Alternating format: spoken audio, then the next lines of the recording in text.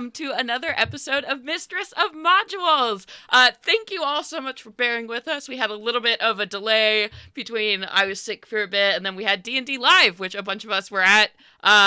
So life was crazy. But welcome back. So excited to be here. Today we are playing through a new module, Dragon on the Mount, written by Jorphdan with a PH, who is a great streamer and just really cool dude, member of the Wizards of the Coast D&D community. And then I am joined by a bunch of lovely folks around me. So let's go around the horn here and introduce who you are in real life and where people can find you in real life. And we'll save our character stuff for in a little bit. But let's go ahead and start with you. Paul, who be you?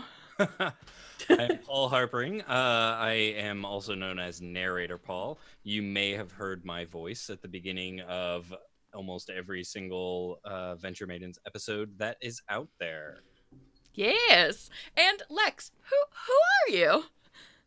Hey, I'm Lex, and I created a fantasy comedy actual play called Dank Dungeons, and it's goofy and fun, and you can check me out and follow all the other things I do on Twitter at Dank Dungeons TV.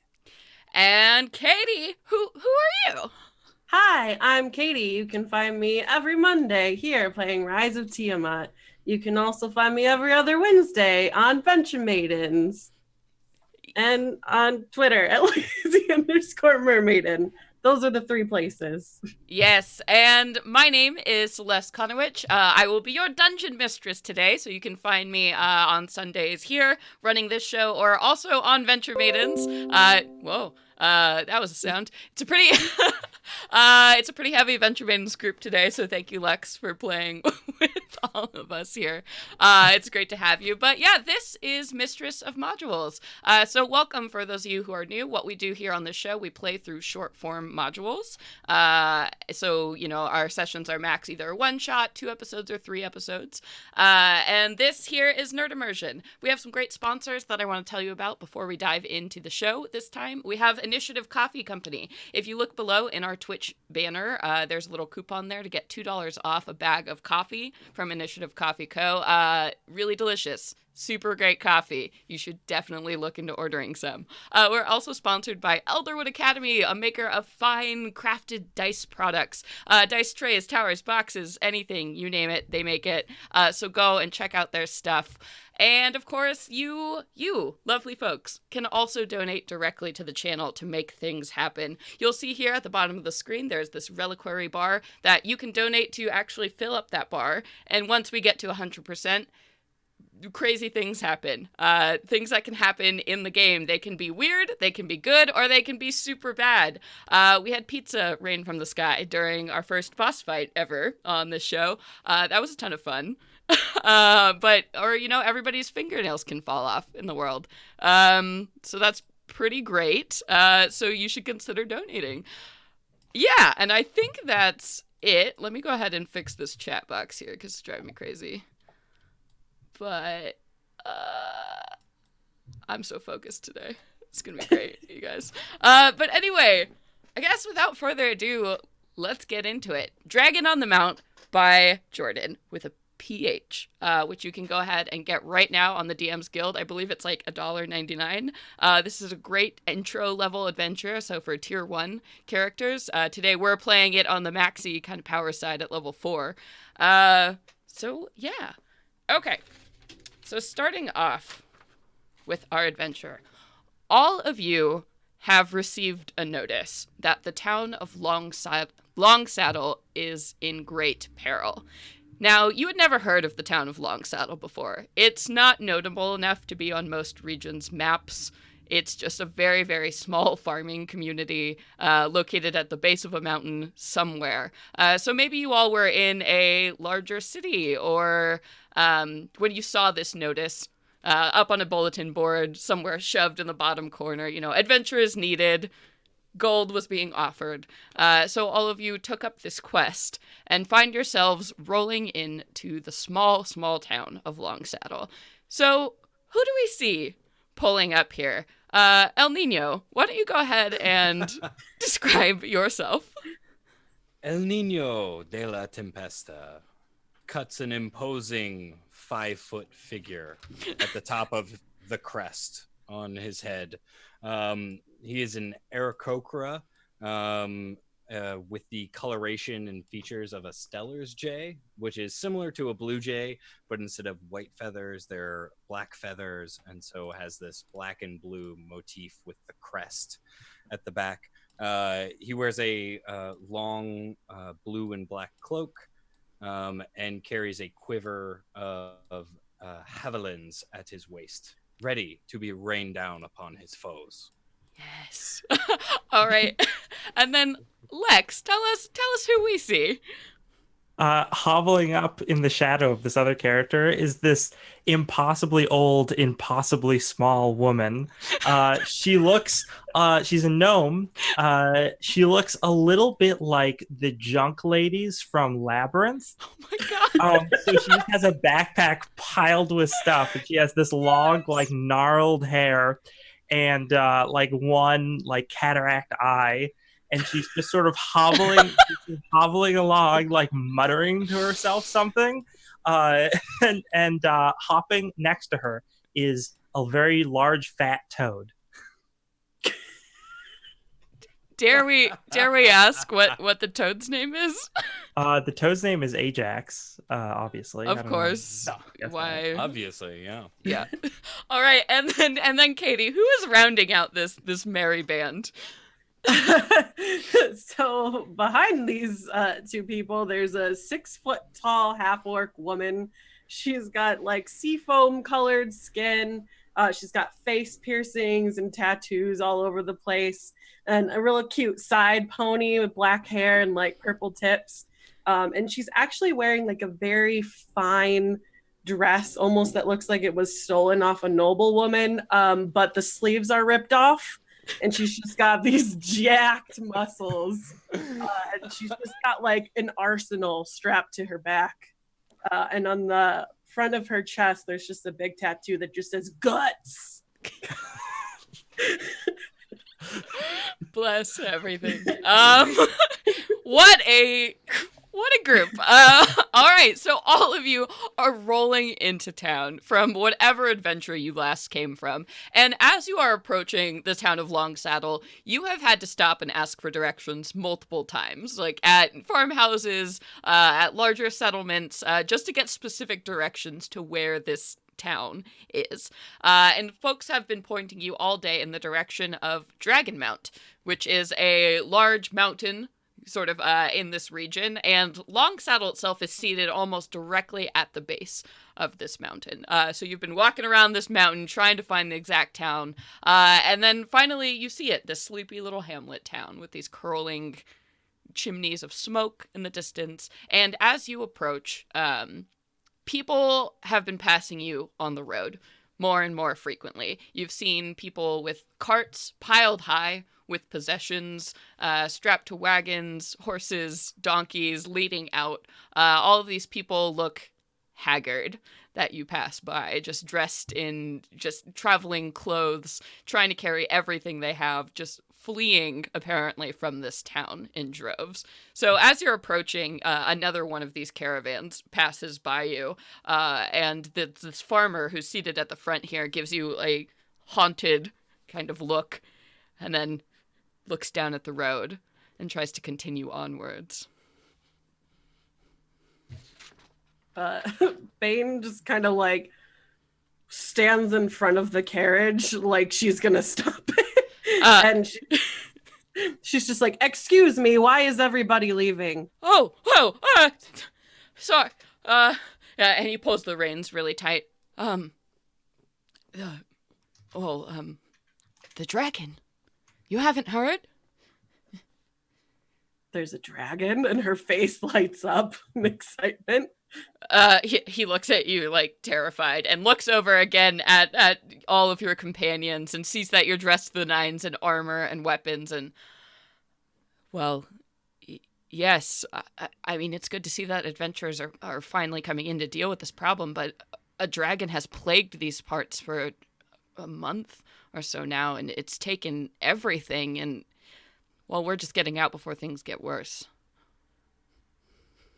Things may get worse because the tempest comes now, but it will clear away the dragon, and there will be calm after the storm that we bring.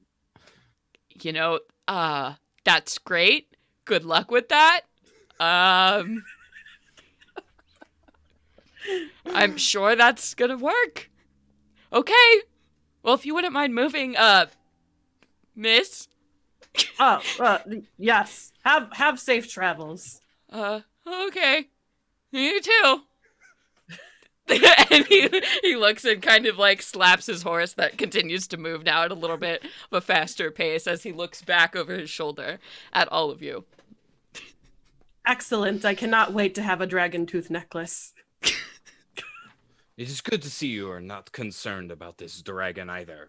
What about you and your toad? Oh, Ajax will be quite fine dealing with a dragon, and I cannot wait for all the potions I can make out of his different parts. It sounds like we will have excellent things to bring back home with us, including victory. The tastiest treat of all. Yes. So as you continue to press onwards, the state of this village becomes more and more apparent. There are a lot of people who are starting to pack up now. As you look around, it looks like a bunch of the buildings have already been shut down, so boards being placed over windows. There are dirty urchin children playing in the streets, but all these food stands and everything that would be set up, they're all abandoned, empty. There isn't any produce to be seen. The town square is very empty as you're approaching. The only building that seems to have any kind of activity around it, there is an inn that's located just directly off the town square here. And you can see there is a happy little sign called the Gilded Horseshoe that is painted up above it with a symbol of a horseshoe. And you can see that there are some lights coming from inside, as well as some voices that are pouring out through the empty doors. Right now it's around 5 p.m., so sunset is a couple hours away. It's really weird how empty the streets are. It's kind of spooky, actually. Zalthara is going to go up to one of the children playing in the street. Mm-hmm. And she's just going to be like, "Hello there. Would you like a toy?" And she's just going to take a little, this little stick figure doll thing that looks exactly like one of those things from Blair Witch Project. Oh, God. And she's going to offer it to one of the children. Yeah, so there's a little dirty half-elf girl who's sitting there in the gutter, and she looks up at you and she's like, "Oh, thanks, miss, that's real kind of you." Oh, yes, no, all good children deserve toys. Oh. Now that I've given you that, is there anything you can tell us about this spooky dragon that's up on the hill? Oh, yeah, my mom said that, well, we're going to be fleeing tomorrow with everyone, so, yeah, it's a real big, scary red dragon, and he comes out right there, and she points up towards this mountain, and way in the distance you can see that up top there's sort of a platformy area up top, but it's it would be a crazy climb to get there. And the child points up there. The dragon sits up there, and it sends its little they're called kobolds, and they come and take all of our stuff. And Mommy says that we're gonna die of starvation, so we have to leave. Oh, well, that just won't do. Definitely leave with your mother, and here, take this for the road. And she just gives her some jerky. Oh, thanks, miss, you're so kind. And she waves her little stick doll now in front of the other urchin kids who are just staring at all of you, horrified. This child doesn't seem to have any sense of self-preservation whatsoever. Zalthara's gonna turn away and chuckle to herself, and she's gonna be like, "Kids do love the goblin jerky," and then she gets back to the rest of the world. Oh no. Is it goblin because of the recipe or because of the substance? It's the brand. Don't worry Oh, about it. Okay. Yeah, Brand name. fine. Yeah. Absolutely. That was great. Well, shall we head to the only establishment that seems to be in business still? Yes, I am thirsty from the road, and a beverage would do me well before the oncoming storm. Libations! Huzzah! I Yeah. could go for a nice cognac. You're a classy lady, Zelthara. Classy broad. Mm. So as you make your way into the Gilded Horseshoe, you can see that this is a very neat, nice inn. Whoever owns it takes great care of it. Now it's a little bit more empty than you would expect it to be around, 5 o'clock on a Thursday or whatever. So there are a couple folks who look haggard, sitting around this table deep in their drink. You can see that everybody who's in here looks like very salt of the earth types, like the people who are like, we love our land and we'll never leave, like those kind of people who are sitting there deep in their cups, so they have almost full tankards and they're hunched over and looking at all of you kind of suspiciously as you come in. You can see that behind the bar there is a large man. He's maybe about 240 pounds, got a lot of extra cushion that he's carrying around here, and he is like cleaning out glasses, and as you step in, he looks up immediately at all of you and says, "Oh, you the adventurers. You came, you answered the notice?" Yes, where's the dragon? Okay. Yeah, let me, oh, come on down. I can't believe we've been sending messages for help and nobody has responded. I can't, please, what, ales? Whatever. And a cognac for this one. I'm sorry, what? Cognac. Man, do you know what I'm talking about? It's brown. Sure, I'll see what we got. And he slides over 2 ales, and then he like dips behind the bar and kind of picks up a few bottles and looks back at you and So he's gonna pat he's gonna pat Bane on the calf because that's all she can reach. Oh, thank you, dear. You tried. I got some wine. I think that's probably the closest we've got. I'll take a red wine, please. Absolutely. And he dishes out those drinks towards you, and you can see all the farmers in this place are watching you all openly, like no sense of trying to hide that they are very about whatever you have to say. And flex. Yeah. Oh, they go. As you do. And the man here, after dishing out the drinks, he takes out like a bar rag and blots the sweat on his forehead. And my name is Hodel.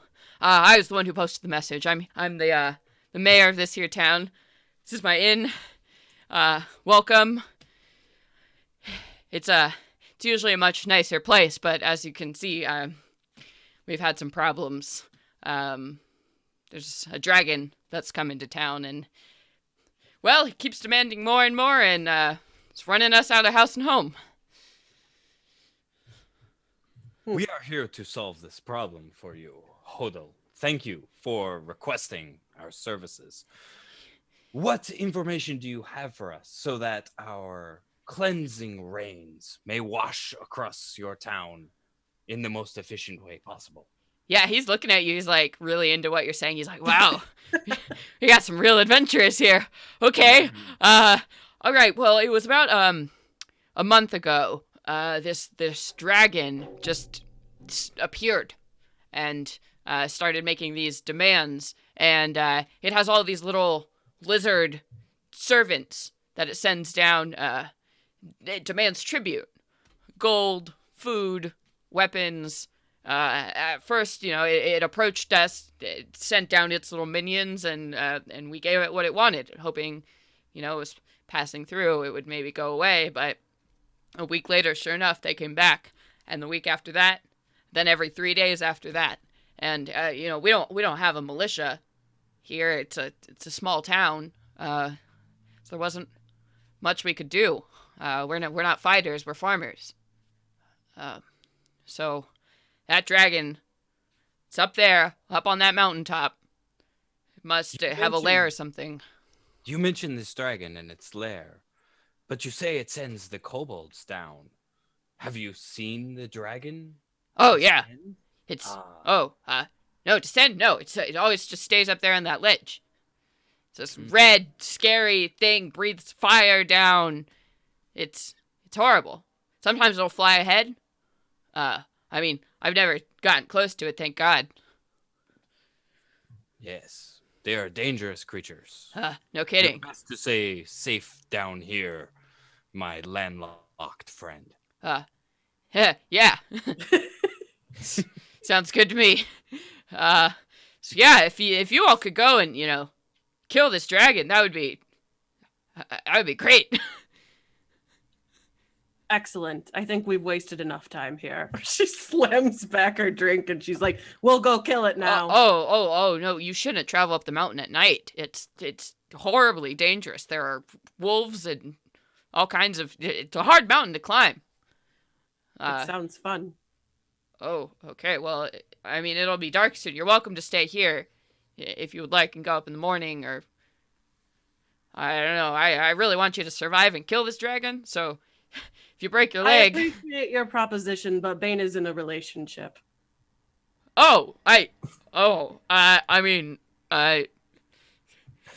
He pours himself some ale and is like,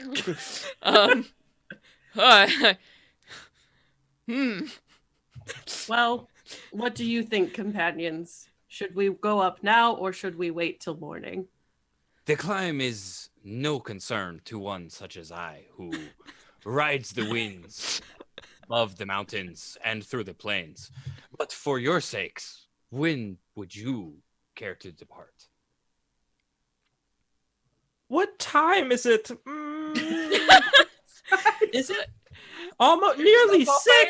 I will be in bed in the next hour. Very well. You wait till morning. Zalthara must rest. I'll be up at 5 a.m. sharp. I hope you're ready to go. This is hell. It's too real. Yep. And so Hodo looks between all of you and says, well, you can of course stay here. Rooms on the house, obviously.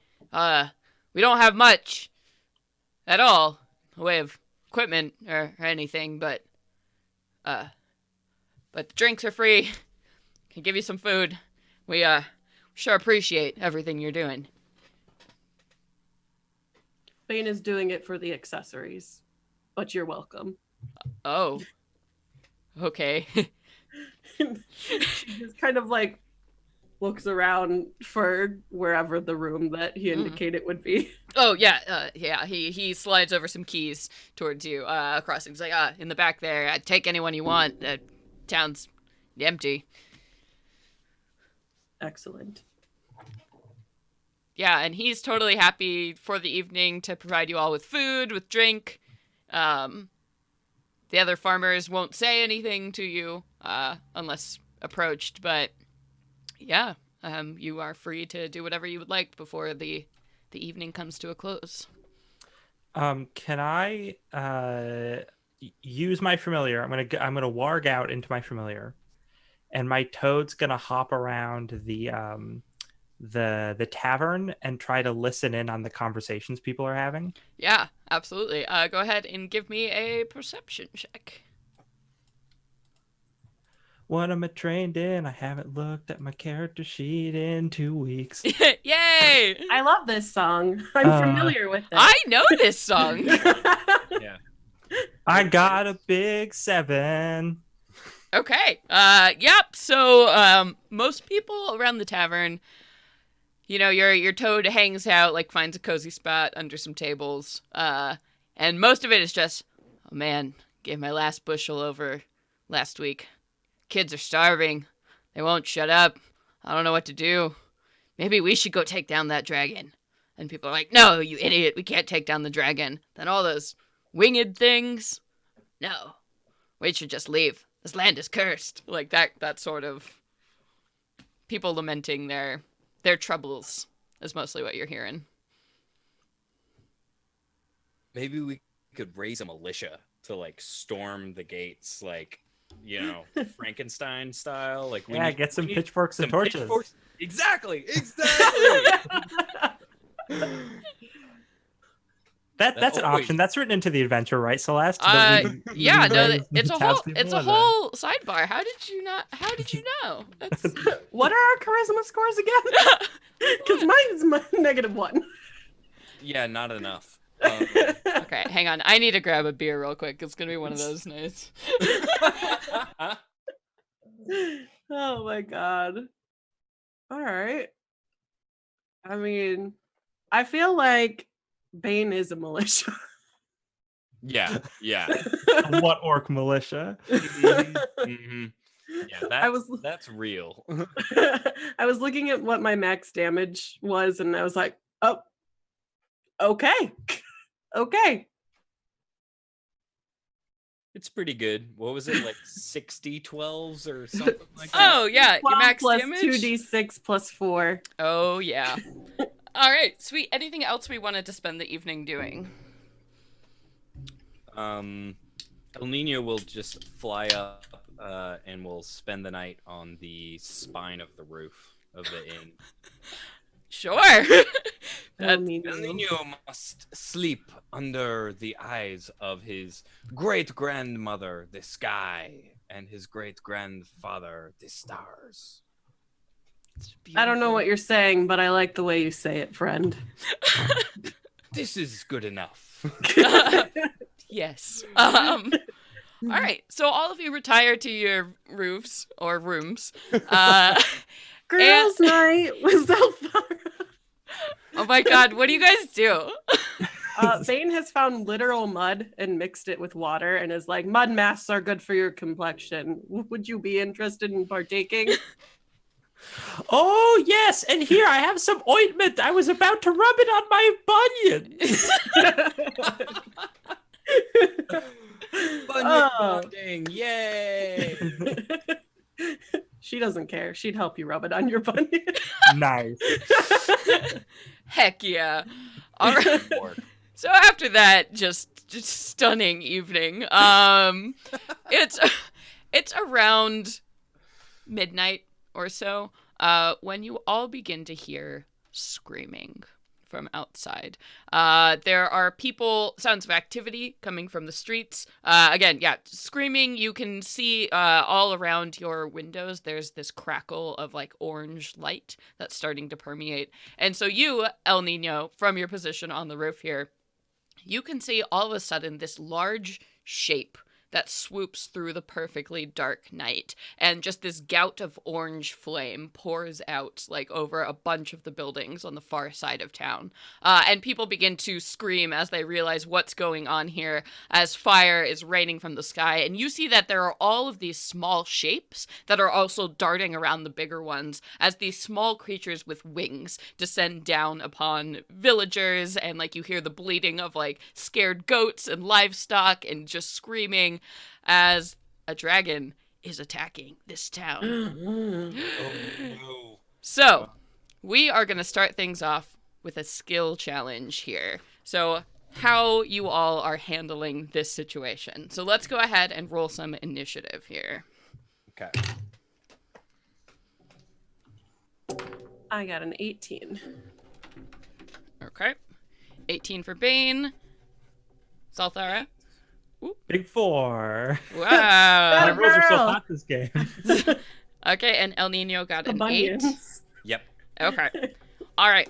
So the way skill challenges work, for those of you who may not know, basically when we get to your turn, I am going to ask you what you are doing to aid this situation, and we will decide together on a necessary skill that you would use to accomplish this goal. I have a DC set in mind, and essentially you have to get a certain number of successes before you get a certain number of failures if you want to win this challenge. And the only other rule is that you cannot use the same skill twice in a row. So, as we are starting things off here, we're starting with you, Bane. So it is clear that there is chaos in the streets. People are running around outside. There is a dragon, apparently, swooping down from above. You see that there are all these small winged figures in the sky. What are you doing? Okay, so Bane is going to pick up her axe, and she's going to let out a war cry, which hopefully wakes up Zelthara. This creature with the mud mask next to her. Yeah. This creature. Rude. Am I wrong? And she's gonna just basically run out the door, and if anybody, swoops down, since you said they were winged, and tries to get at her or anyone near her, she's just gonna swing with her axe. Sure. So maybe let's call that athletics, Sure. if we want to do that. So yeah, as you're looking from above, you can see that right by you, this creature swoops down and grabs what looks to be like a pet, someone's pet dog. And you can see that this creature is like a kobold, which are small lizard sort of humanoid folks, but it has a pair of wings sprouting from its back here. And so it has grabbed this small dog in its claws and is like swooping away into the night. So go ahead and give me an athletics to try and deal with this kobold. Okay, so that's gonna be 25. Yeah. As I scream, "Not the puppy, you fiends!" Yeah. And how are you using your athletics to stop this thing? I think this thing, like, it's at a height that it's like people will be like, "Oh shit, that puppy's dead," but she just like crouches down and then just jumps at this ridiculous height and snatches this puppy and just, with that high of a roll, like grabs onto it. And that moment that she's hanging there as it's trying to fly up, she like flips her lower body up and gives it a kick in the face. Oh my god, yeah, you totally do. And you hear a ah sound like as you kick this thing, and you hear ah as the dog goes flying off from its arms, now free. You have one success. And then El Nino, we are at you. There are buildings burning around you. There are people being attacked in the streets. How are you helping this situation? El Nino will leap up into the air and begin flapping his wings, buffeting the air around him, and I'd like to cast Gust of Wind. Cool. It's a second level spell to sort of mitigate the burning of the buildings and to maybe catch any of these tiny winged things unawares and maybe toss them about. Love it. Why don't you give me an Arcana check, and I won't make you expend the spell slot. Ooh. 15.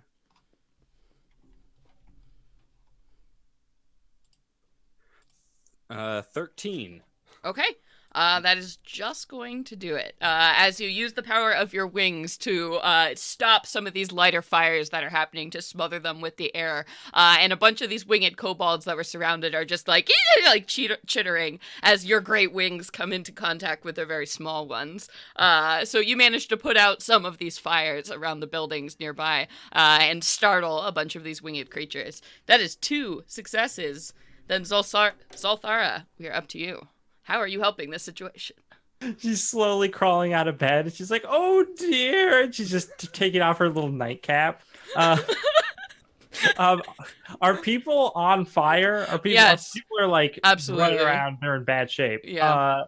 Zelthara's like, "Oh, I have an ointment for that." She's gonna try to help as many people as she can to get wander out into the streets, and just if someone's in has horrible burns, she's gonna try and start helping them. Love it. Give me a medicine check. All right, that's okay. It's a 14. Yeah, that'll do it. So yeah, you manage to catch a few burn victims as they're on fire and be like, okay, and like put your, maybe a thick shawl on them to get some people out fire. I needed this last week. Who knew it would come in handy? Yeah, and you managed to put out a few of these villagers who are just panicked running around and slather some nice ointments on there. And you see that a bunch of people, now that you're in play, they start running towards you to try and start getting treated. All right, that is 3 successes. And Bane, we're back up to you. I think that she's just she sees more of these like kobolds and everything coming up on the villagers. She just is gonna jump in front of them and give like a huge war cry and try to intimidate them away. Nice. Go for it. 13? Yep. That's just the number. So yeah, you do so as you jump in front of a herd of these things that were descending. And it looks like now all of these guys, they were picking up like sacks of flour that come from the inside of a building here. And as you just jump and roar out in front of them, you see that flour starts dropping and just like as they're terrified and they start to flee from you back towards this mountain. 4 successes. You guys, you're doing it. No failures. All right, El Nino. El Nino ascends further up into the sky, bolstered by his previous success and the fact that everyone is being taken care of below, and lets out a shrieking, piercing cry. And I would like to cast Shatter around where the creatures are descending to try and take all these goods, to scare them away from that. So like a belt of thunder peels out from in that area. Okay. So what do you think that would be a skill for, if not Arcana? Ooh, maybe Intimidate? Yeah, intimidate sounds good. All right, go for it. Roll it. Oh, I got a 1. Cool. Tell me how this fails so terribly. Oh God. He throws down a javelin and lets out this cry that should somehow be divinely manifested into some other sound, and it just sort of comes out as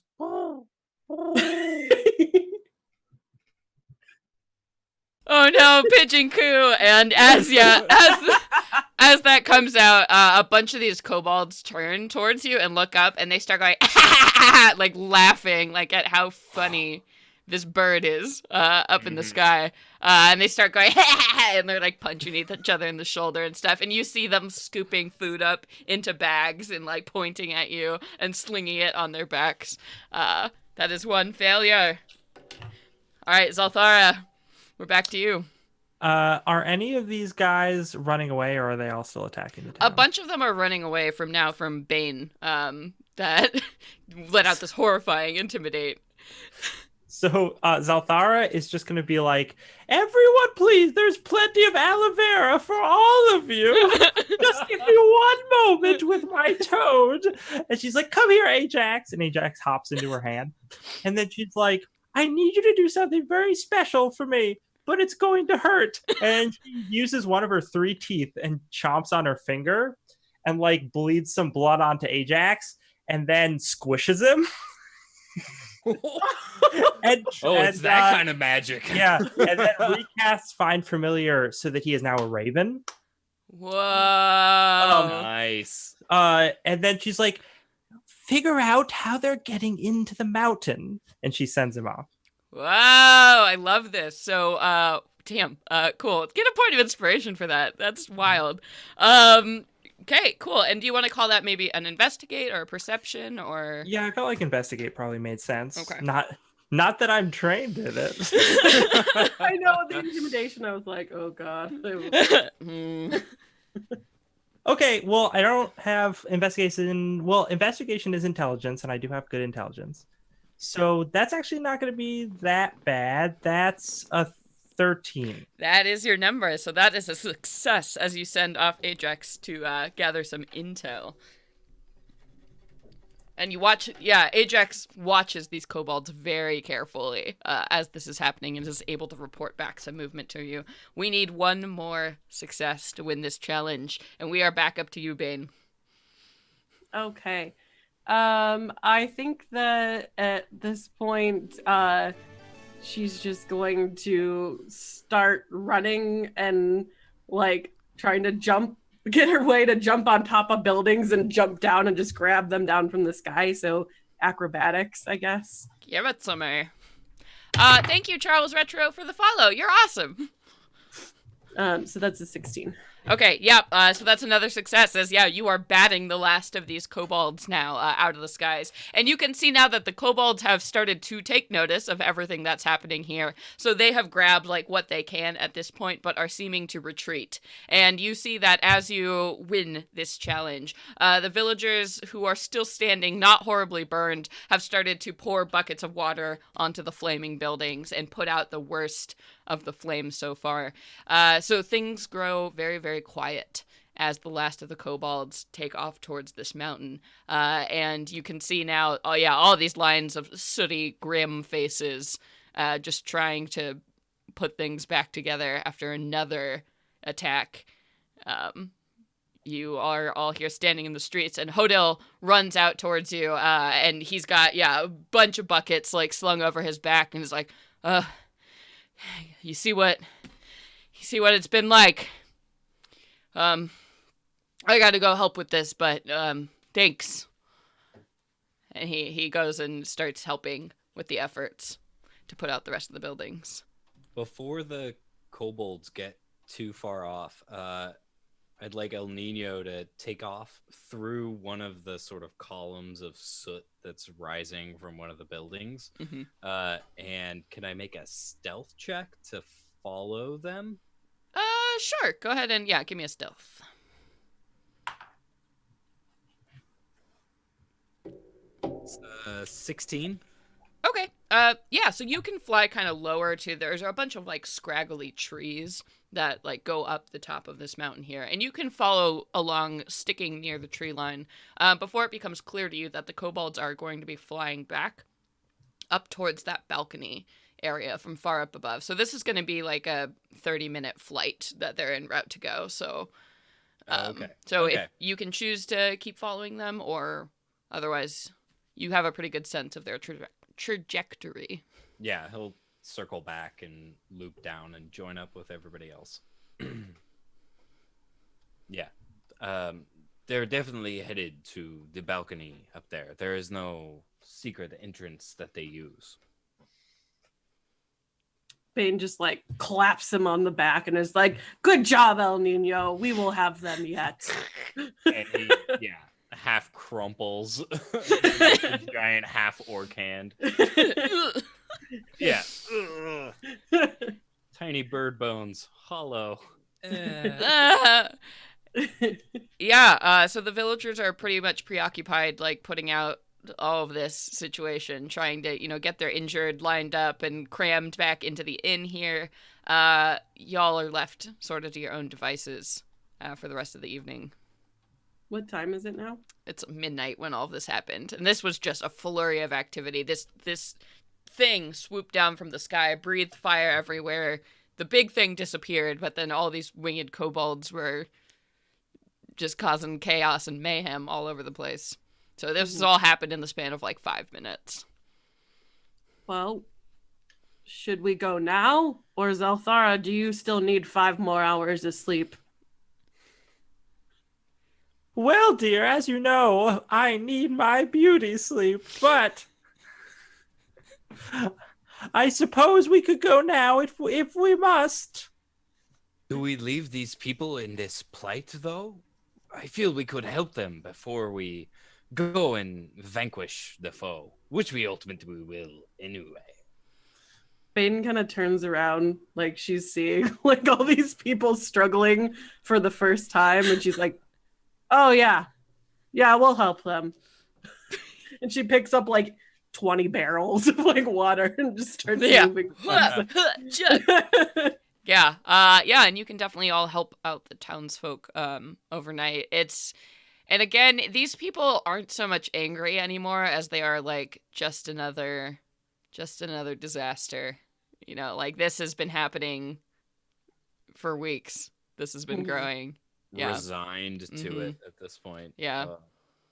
It's heartbreaking, honestly. But yeah, they'll all quietly, amidst the cries, just some of them will find fitful sleep and leave you for the evening. And so time will pass.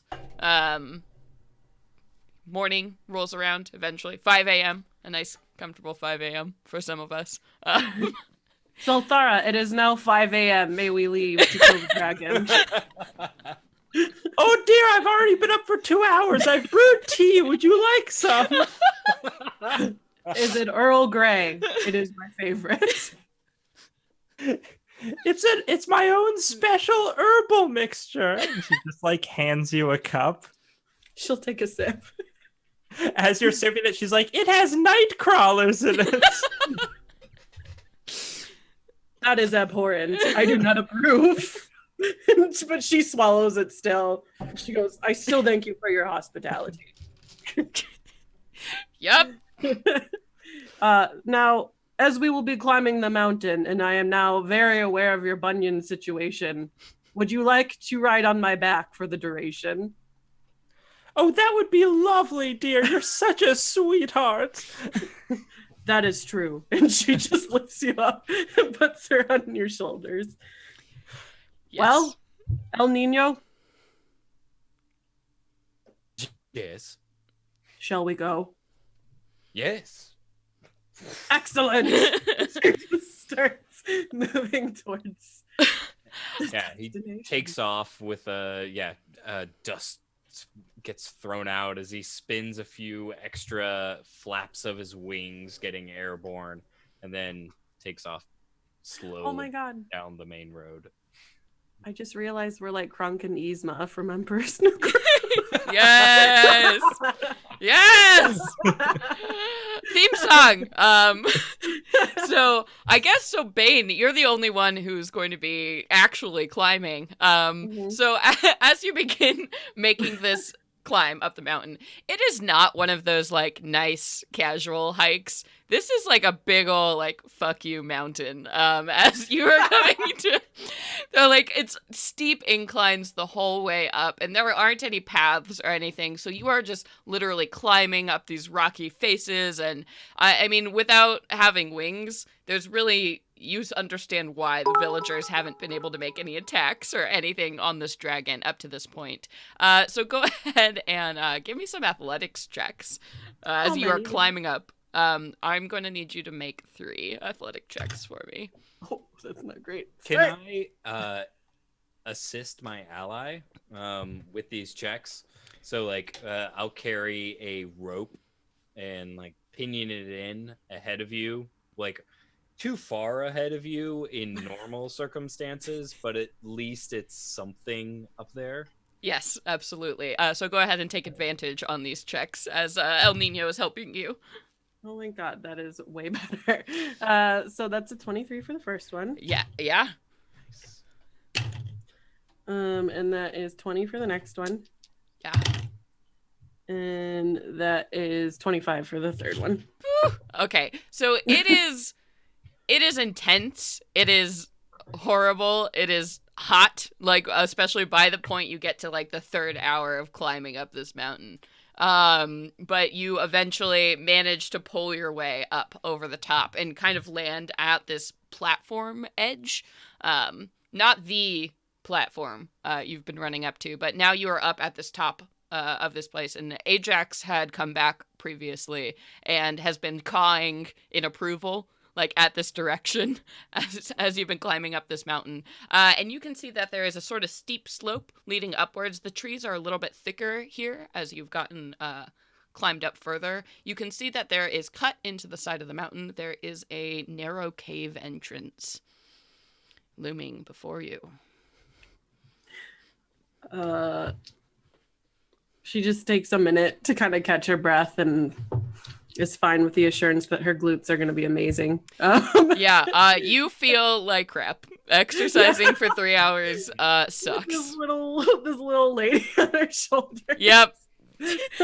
Salthar, what have you been doing this whole time while the climb has been happening? I think when we get there, if there's like a cut to that, if when we get to the cave entrance, Zalthar is like, but what most people don't understand about Mandrake Root, oh, we're here.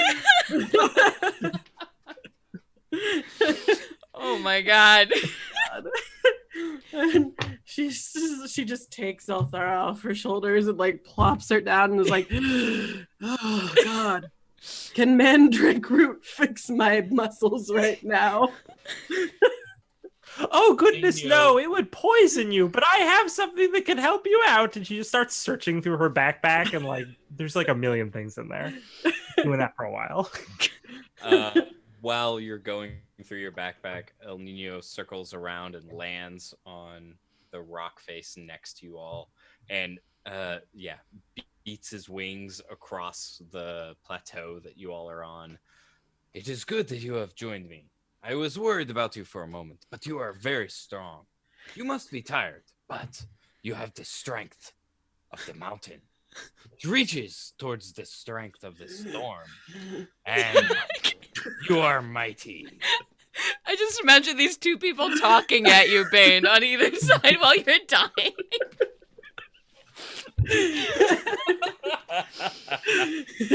She's just nodding, like, yep. Yeah. People just don't understand all the different uses for roots you can find in your backyard.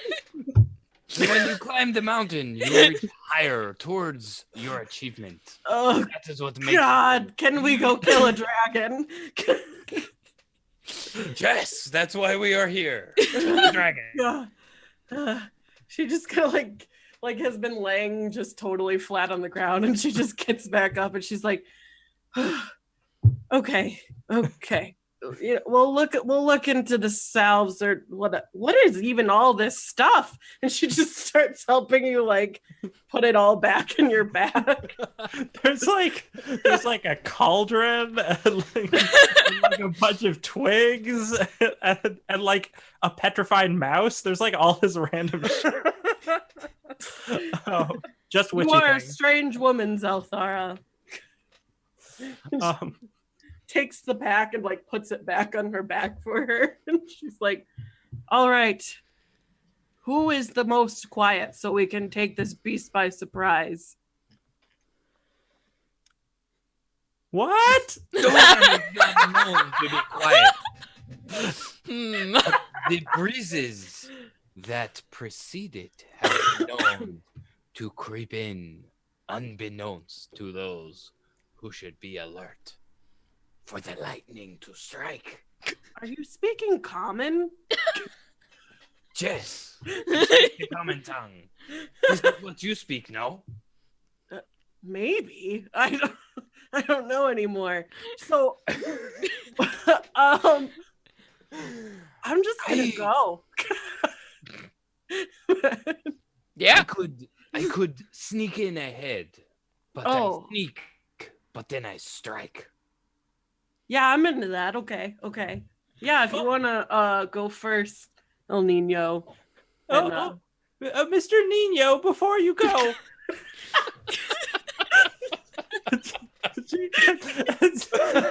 It's out there, waddles over to you. But before you go, I would so very much love to have one of your beautiful feathers, just in case you die horribly and I don't get a chance to get it later. You may have a feather from my cold dead body. That would be my final gift to you. As the gift of the storm is the water that evaporates and feeds the plants after the storm. This would be my gift to you when I die. So Thara just pats you on the side. She's like, "There's no need to be dramatic, dear."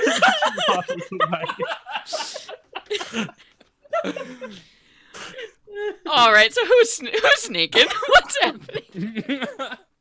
Okay, so are you scouting ahead, and then Yeah. what's our alert sound? Yeah. Is there any other one? No. Yeah. It's the only one that matters. Maybe. Like, yeah. All right, so as you're getting close to El Nino, go ahead and give me a stealth check. Okay. A sneaky feet check. Sneaky feet. An 8 on the sneakiness. Oh, cool. All right, let's roll some stuff. Sneaky. Okay. All right, so you are sneaking up to the edge of this cave. Things are going great. You are so quiet. You think. And as you get to the edge here, you see that the tunnel kind of disappears under like a lip and continues deeper into the mountain, and there doesn't seem to be anybody there. How convenient. Then he, stands up to his full height and waves the rest, everybody up towards it. The way is clear, my friends. Do not be afraid, because the spring breeze has snuck in to this place, and it says it is safe. Yes. Mara just turns to Bane and she's like, I would have liked it better if he died. Also, I'm going to point out real quick, because I forgot to do it earlier. I'm a divination wizard and I have the portent ability, and I have Ooh. rolled a 15 and a 4. So just for future reference, those are my 2 numbers. Okay. Got it. How does that work? You just get to substitute those as results? Yeah, I think it's an attack roll or a saving throw from anything I can see. Cool. That's pretty rad. Sweet. So you all make your way towards this this small entrance. What is the marching order here? So it is very low ceilings and a very tight entryway, so you can walk one by one. I can be in front. I'm a good wall. At this point, El Nino starts to kind of back off when it comes to going in underneath, and he's like, I'll be the last one. Like, oh, by all means, you go first, and then you, and all of you, and I guess I will have to go in after you. What a gentleman. Ladies always first. Mm-hmm. All right. So you begin to move your way into this very, very dark tunnel. Can any of you... What's the dark vision status here? I got it. Yeah, gnomes have dark vision, right? Yeah, I believe so. Yeah. I think Eric Croker might be the only one who can't. Nope. And at that point, as soon as you get, a little bit in and the light starts to the tip of his spear begins to crackle with electricity and begin to illuminate the area around as he casts light on it to illuminate the area ahead, and is very eagerly looking back and forth with the eyes on either side of his head, very paranoid. Going underground now. Yeah.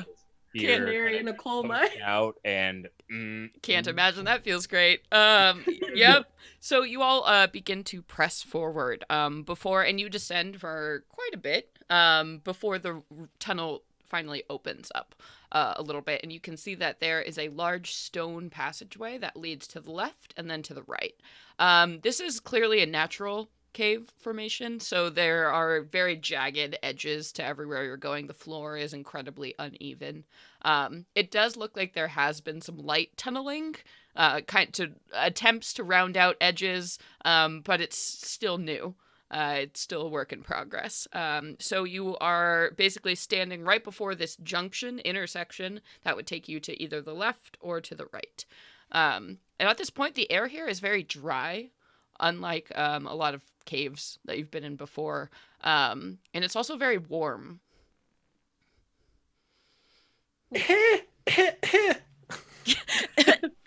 So dusty. Thara, didn't you bring your tea? Oh, yes, dear, you're quite right. Magic thermos.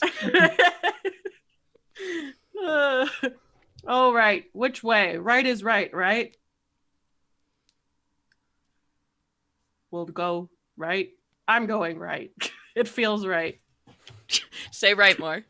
Right. Do it. Do it. All right. So as you begin to step to the right, Bane, I need you to go ahead and make me a dexterity saving throw, please. Excellent. Oh, wait, I have advantage on this because of my thing. Doesn't really matter. This doesn't 13. Okay. So 13. As you step out into this area towards the right, and you can see that there is a much larger cavern that opens up beyond.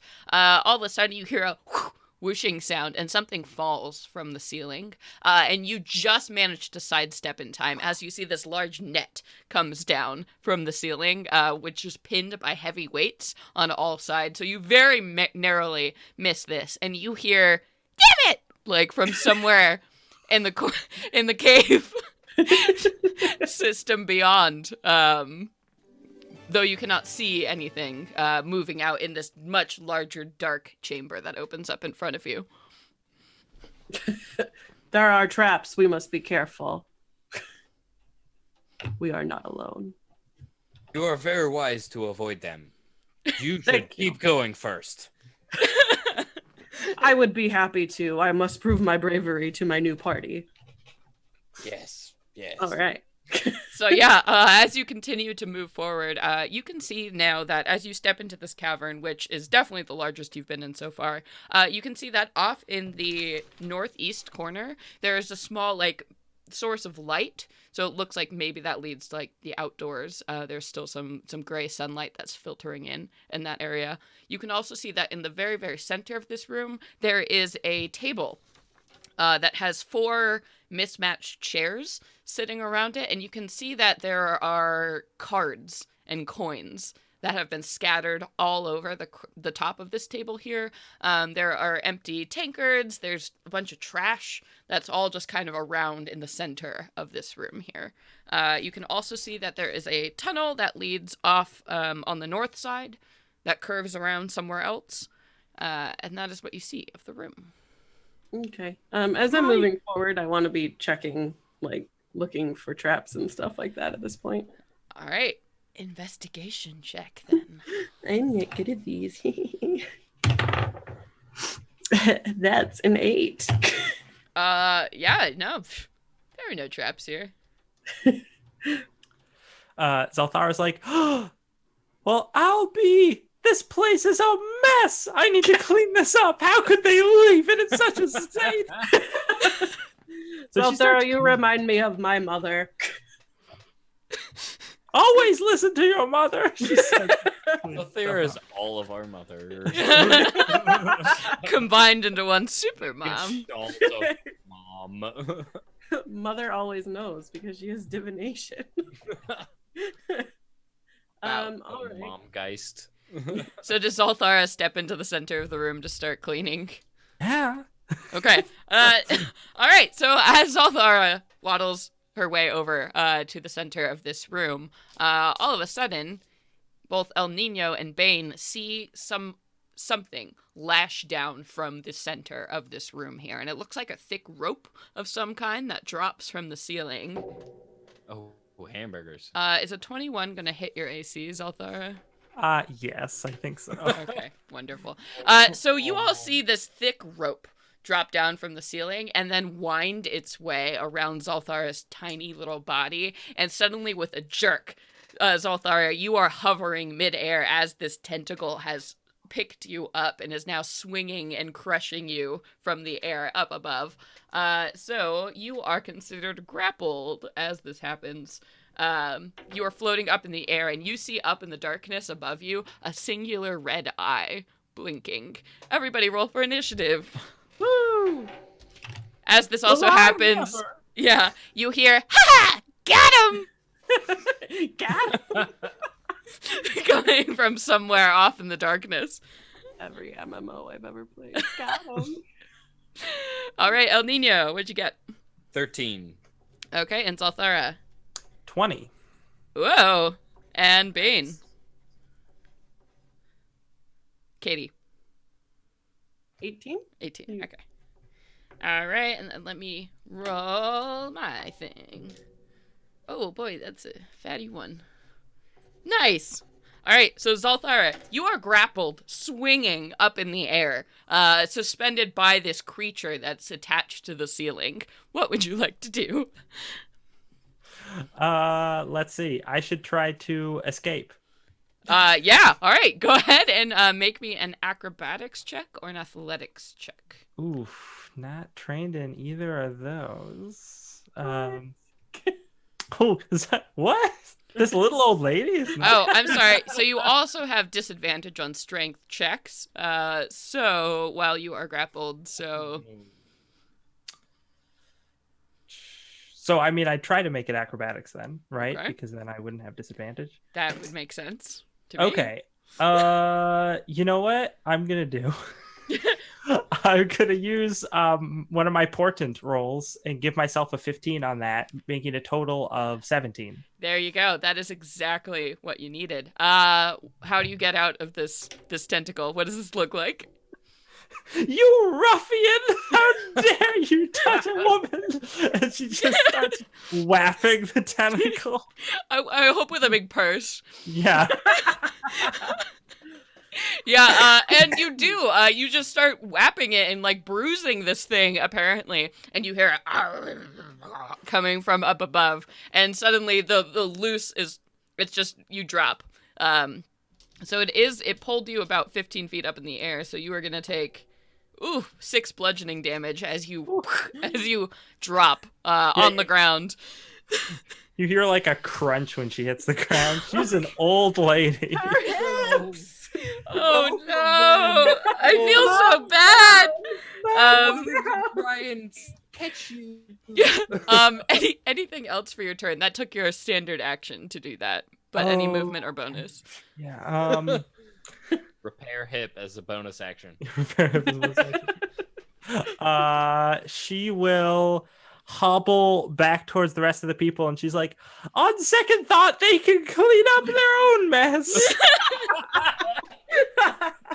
Okay, if you do move away from this thing, it will get an attack of opportunity against because I'm still in. Okay. You know what? I'm not gonna move away from it. Yeah, I'll just stay where I'm at. Okay. Yep, so this thing is hovering up above you, and you can see now, you didn't see it before, since it looks exactly like a bunch of the stalagmites that are up on the ceiling here, so this thing is seated comfortably between them. The only thing that's giving it away is this red blinking eye, and these jaws that you see now are beginning to open and close as more of these tendrils are pouring off of this thing here. And then Bane, we are up to you. Cool. I'm gonna bonus action rage. Fair. And then I'm gonna take a javelin and try to stab it in its face. All right, you can try. That is 17. That is not going to do it. You see your javelin shatters against the rock-like body of this creature and is destroyed. My javelin! And you hear off from the darkness, "Ha ha! Like that's gonna work!" Can I see, like, in the darkness anything else other than this thing? Go ahead and make me a perception check when you hear these voices echoing around you. That's 19. Okay, so you kind of look towards the source of where these voices were coming from, and you can see that in some of the walls, at odd intervals, there are, like, little portholes, basically. And you see, like, a flash of green scales, like, dip out of one of them as this happens. So you think you are being watched by kobolds from within the walls. Okay. Anything... There are little creatures all about. Be aware. And I'm going to go and move in front of Zelthara, and that's going to be my turn. All right, and then Nino, we're up to you. Okay. Hearing the voices chittering from the cavern around him and the observations, he's going to leap up into the air. And then can I make a perception check for, like, the biggest porthole? Yeah. Yeah, okay. Definitely. Ooh, that's a 20. Unnatural. Okay. You can see probably there's a nice big fatty viewing window, like right between that north entry point in the south, about halfway through the wall. So it gives you like a 90-degree perpendicular, so you can look all about the room. So that one's definitely the prime spot. Okay. And El Nino is gonna dive towards that spot and wants to, get into the tunnel. Yeah, so this thing, is about the size of a window, so you will have to make a check to get through this, like, viewing hole here. Okay. Yeah, but you can definitely do so, and as you, like, rocket down towards it, you hear people or voices going, "Oh my, what? Who let a bird in here?" Mhm. I love kobolds. When he crashes through, I would like to cast, what is it, Thunder Wave? Yeah. Oh, man. Yeah. Thunder So Wave. stealth is gone. We're just fucking doing this. I mean, we're already doing it, and now we're just doing it big. Like, come on, Hell yeah. go, adventuring style. I We're love here. it. No. Like Belladonna's. Yep. All right. Do I get any save? Is that a save I make on that one? Yeah, it's they get some kind of, I think it's a con save. Sorry, looking it up right now. No worries.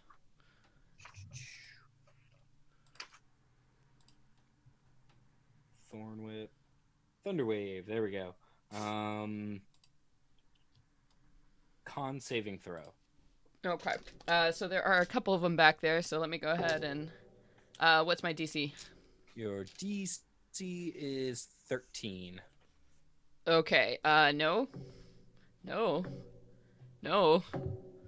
Oh, okay. So as this happens and you send off this blast, and you're like worming your way, you're kind of like half stuck in and out of this window here and cast Thunder Blast. You see just in this very thin tunnel, there are a bunch of kobolds that were all just like hanging out watching what's happening here. So you send off this blast and you see 3 of them go flying like down the tunnel and like knock out against walls and just seem completely either dead or incapacitated. And one is just like, "Oh God! And like on the other side and just scrabbles and begins to run like at top speed away from you, moving down this side tunnel that looks like it aligns with the pathway that leads north. As it just scrabbles on all fours, just trying to get away from you. Mm-hmm. So you have taken out 3 of the 4 kobolds. It's like, exterminator! I mean, call the exterminator! Is running away. All right. And then, anything else for your turn? I think you've done quite enough. Then enough. Yeah. All right, and then we are at my creature. So it now has 2 targets standing below it. So I am going to go ahead and another tentacle is going to drop down and try to get Zalthara once again. Is an 18 going to hit you? More like is a 4 gonna hit me? Divinity. Nope. Can you explain what does this look like as you use your divine nope power? Your divine nope. the tentacle just comes toward me and Zalthara's like, "You can't trick me the same way twice," and she just steps to the side and just swings past her. Yeah, you give it the wagging finger and it just loses all confidence and it totally brushes past you. All right. Ooh, and I'm gonna guess a 9 is not gonna hit you, Bane. Nope. Okay. Nope. This creature is scared, so it's gonna use its other 2 tentacles on Bane as well. It doesn't like the things that the old lady told it. Is a 23 gonna work on you, Bane? Yeah. Okay.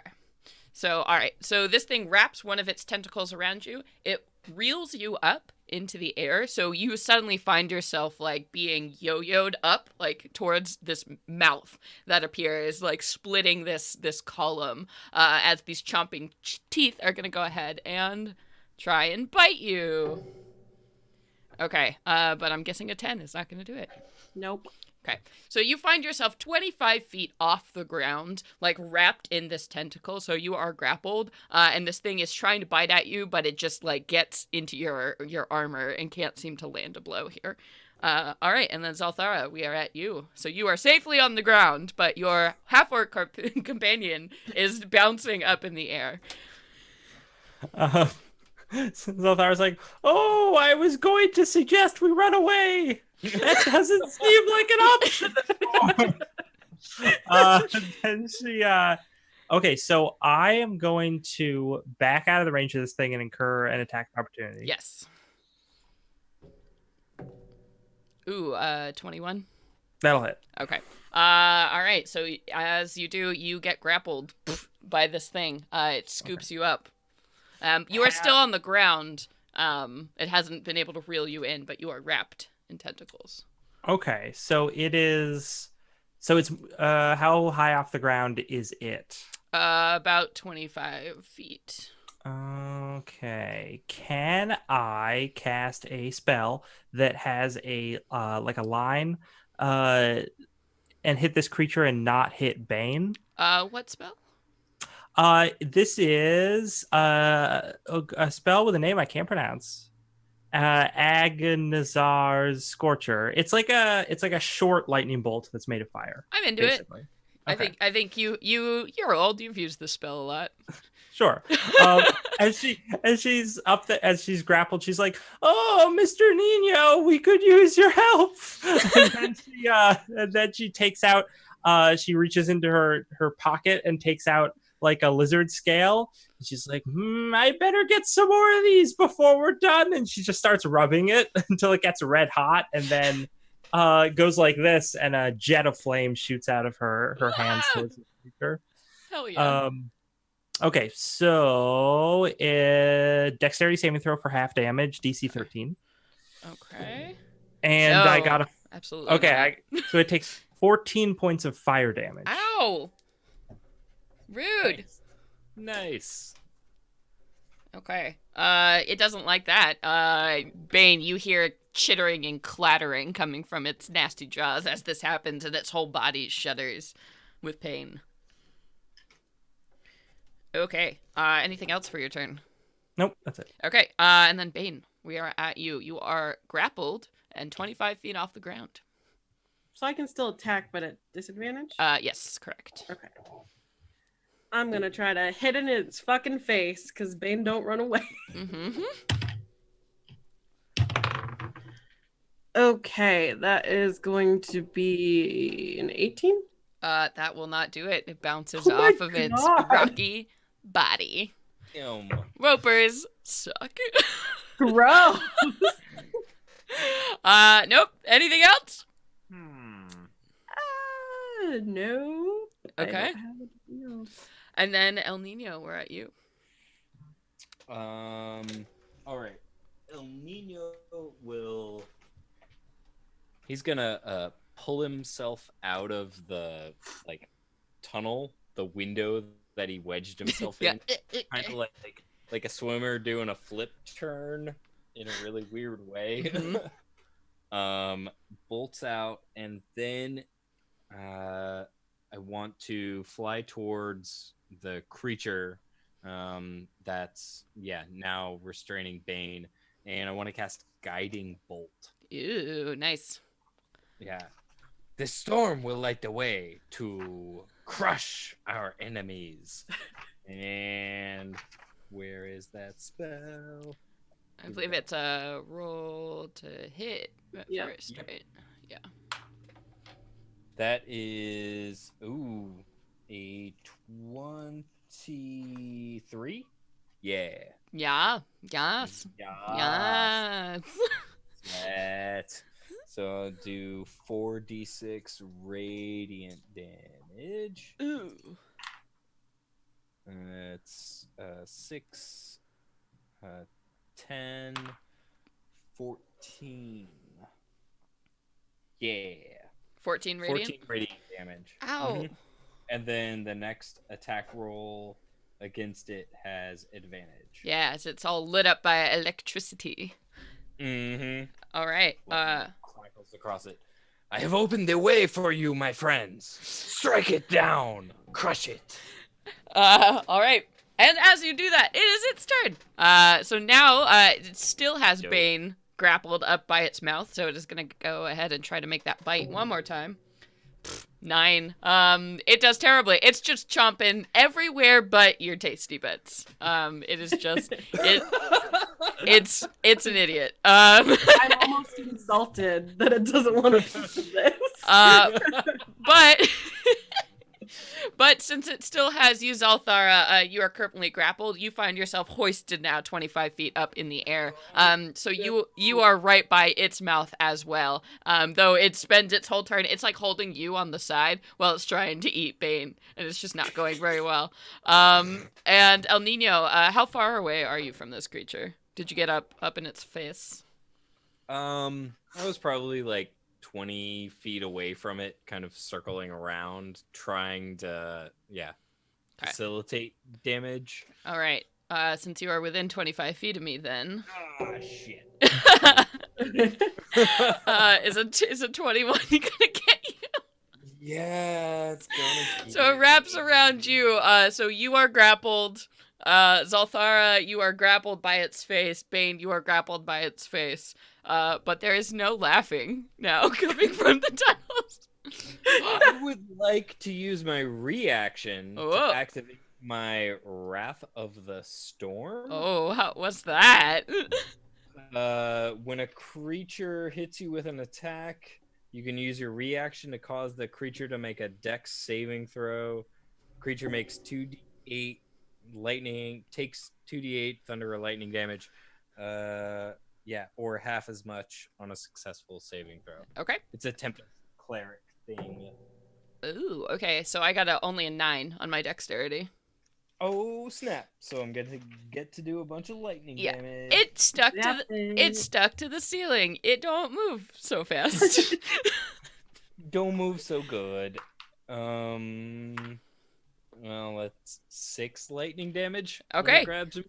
Every bit counts. I think as you send, lightning up this thing, so it still has you in its grasp, but you see the lightning travels up, to its main body, and it does not like that. All right. Okay, so that was the Roper's turn, and then, Zalthara, we are up to you. Now I'm right next to it. Yes, you are, right by its little face. I'm gonna cast Burning Hands in its face. Yeah! Fair. Why not? Mom's warm hugs. Fair enough. Okay. So it's another DC 13 deck save for half. This thing is rolling like butts, you guys. It got a 4. Okay, so it takes 13 points of fire damage. Oh my god. Kids. You youngins. So you start smelling roasting meat coming from this thing. It has been electrocuted and burned. It is still not down, but it's not looking great. Anything else from you? We should kill this thing soon because it may be about to eat me. Accurate. Bane, we're at you. And so now this thing is lit up for a melee attack.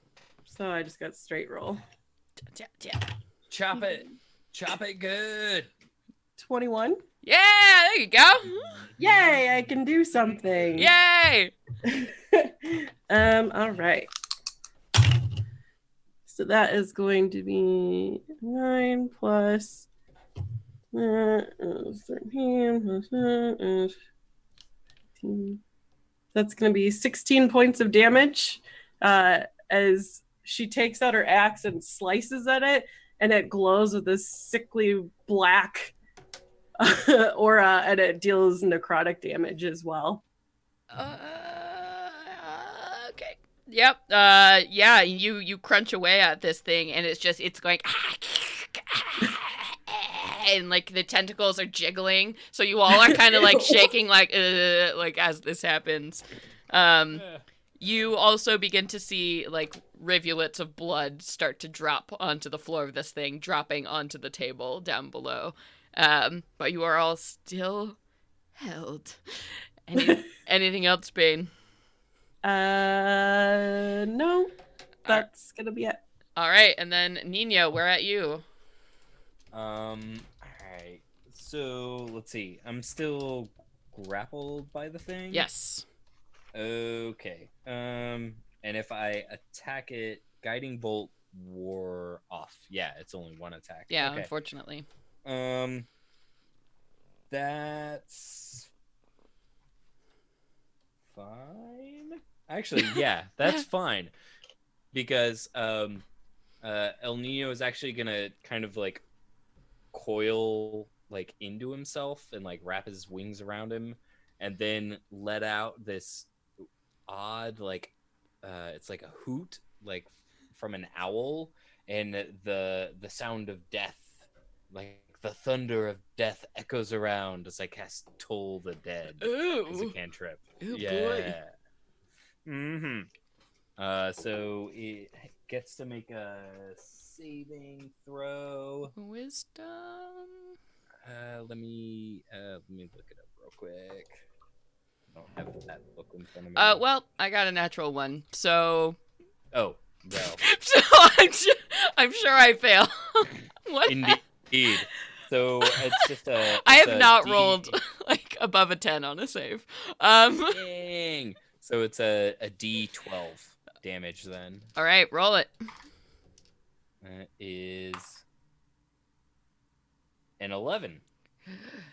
How do you want to kill this thing? Haha! So this hollow sound sort of echoes into the cave that we're in and begins reverberating around. And as the creature begins to sort of shriek louder and louder, the sound echoes more and more and more, and it just sort of tears itself apart as this hollow echo of its own voice shreds it asunder. Yeah, and there's just this reverberation, and like the tendrils are shaking, and again the echoing sound, and this beast starts to shake up at the top here, and you begin to hear like suctioning sounds as this thing like slides like off of the roof as it begins to shrivel up here, and then all of a sudden Zalthara and Bane, you feel yourselves falling as this creature dies, and you just this splatting sound as you both hit the ground. I was gonna say, wait, hold on. We start to fall, and Zalthara's like, "Oh, Mr. You didn't give me a feather, but I think I have one in here." And she takes out a bit of down from like a pillow or something that she rips open, and cat's feather fall. Nice. Yeah, Bane just goes. Oh no, I can target up to 3 creatures. So Oh you're hell good. yeah! Featherfall this bitch. Nice. Yeah, so the roper goes like, blah, like falling really fast by you and splats on the table as you're like, cool. Drifting slowly down to the ground. Totally fine. So yeah. So finally the sound of death stops tolling through this cavern, and things are real quiet now, since all of your kobold guests have definitely left, and you just see this nasty wrinkled body of this like rock creature lying on the ground. Bane is just like, good job, team. We really showed it who's boss. Now, Zalthara, do you need any of these tentacles for your just assortment of weird shit that you keep? Zalthara's like, I have a lovely stew recipe. She grabs one of the tentacles up and just shoves it into her backpack.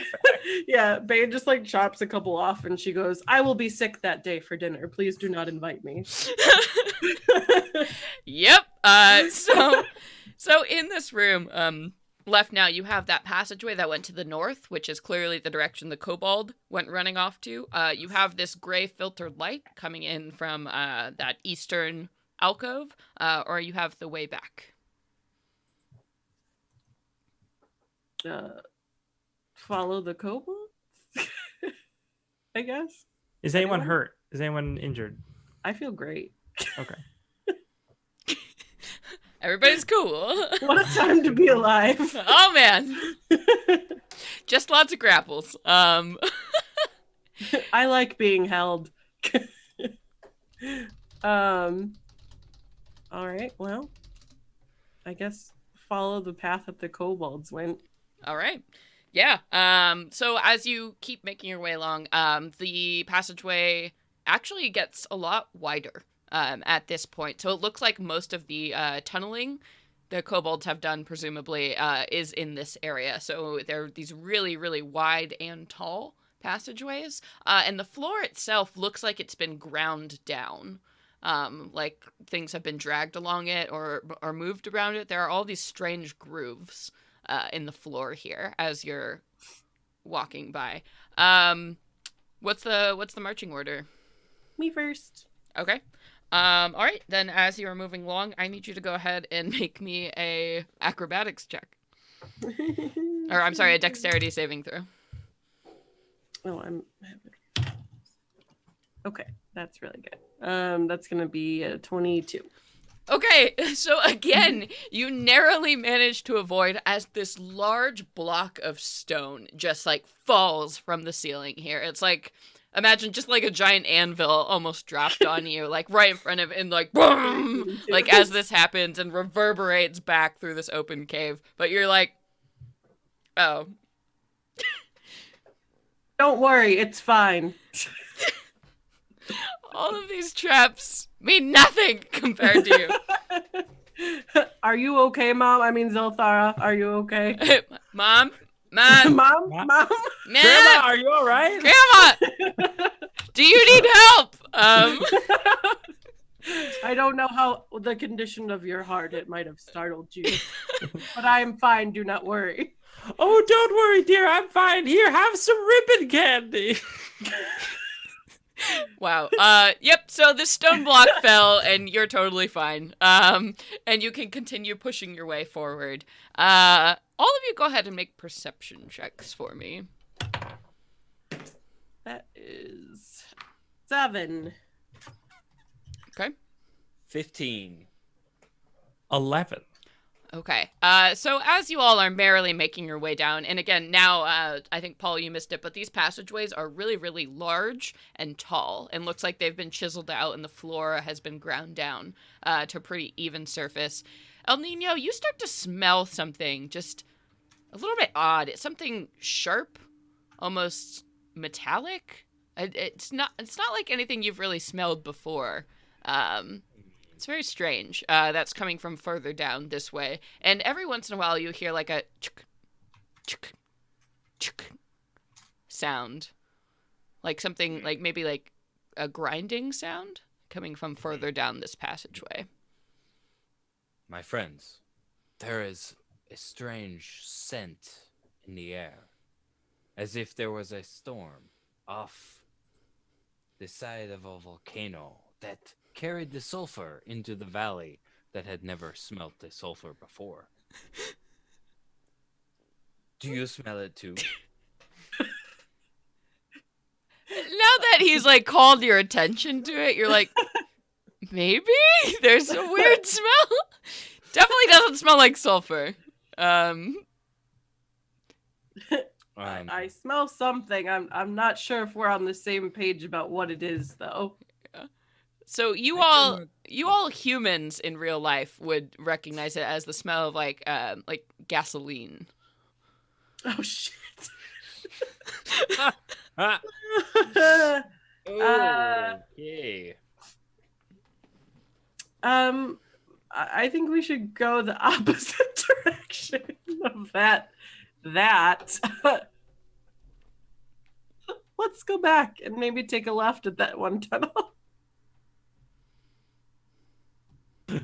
Yes. Wait, the tunnel before the roper? Yeah. Oh my What other gosh. choice was there? I mean, there's gasoline, and we know that this is a fire-breathing dragon.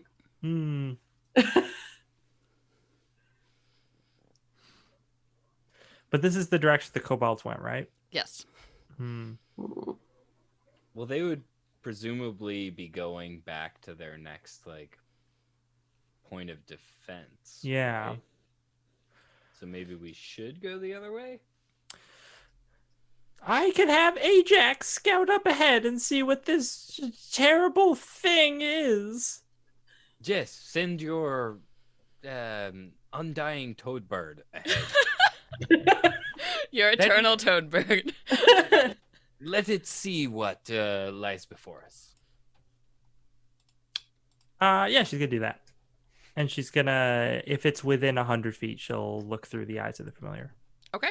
Yeah, so you send Ajax off, soaring down this large tunnel. And this Ajax continues on for a while, trying to fly as quietly as possible. And eventually you see through their eyes that this very, very large cavern opens up in front of you. And you see that there are kobolds scurrying about this place. You see that there are long tables that have all of these strange mechanical things on them, like gears and oil and rags and like things that look like little machines. And a couple of these kobolds have like goggles strapped to their faces, and they are chittering back and forth, talking to each other in, do you speak Draconic? Did I pick languages? Is that better?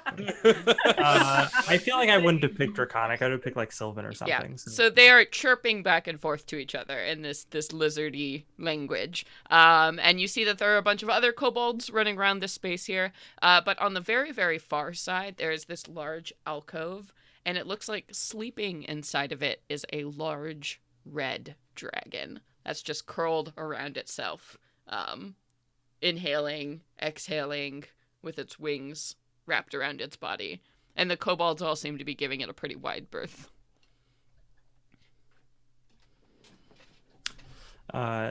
So Zalfar is just like, oh, I found the dragon. I love her so much. Hang on, I have to let the cat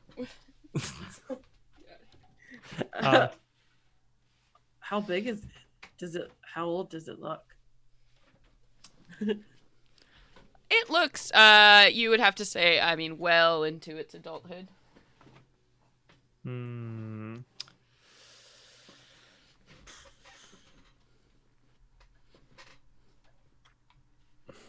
Did it look like there was any other ways into that chamber, or any like obvious way that we could sneak through without being seen? No, it looks like this was the only entry into the chamber.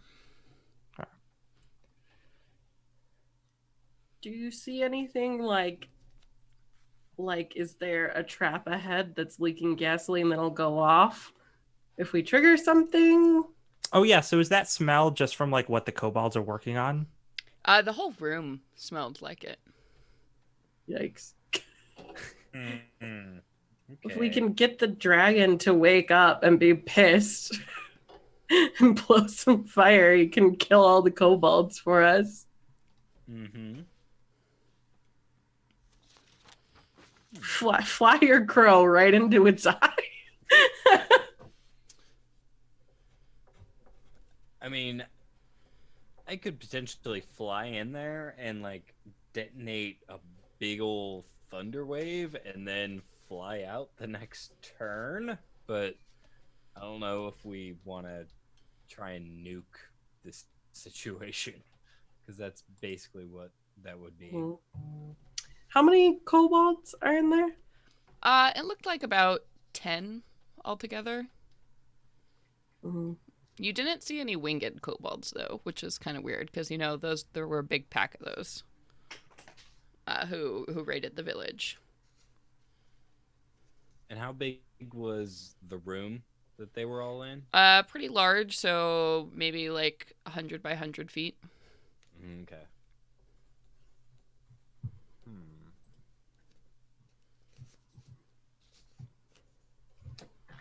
What's the plan, gang? If you could draw them out, I can hide us. I don't.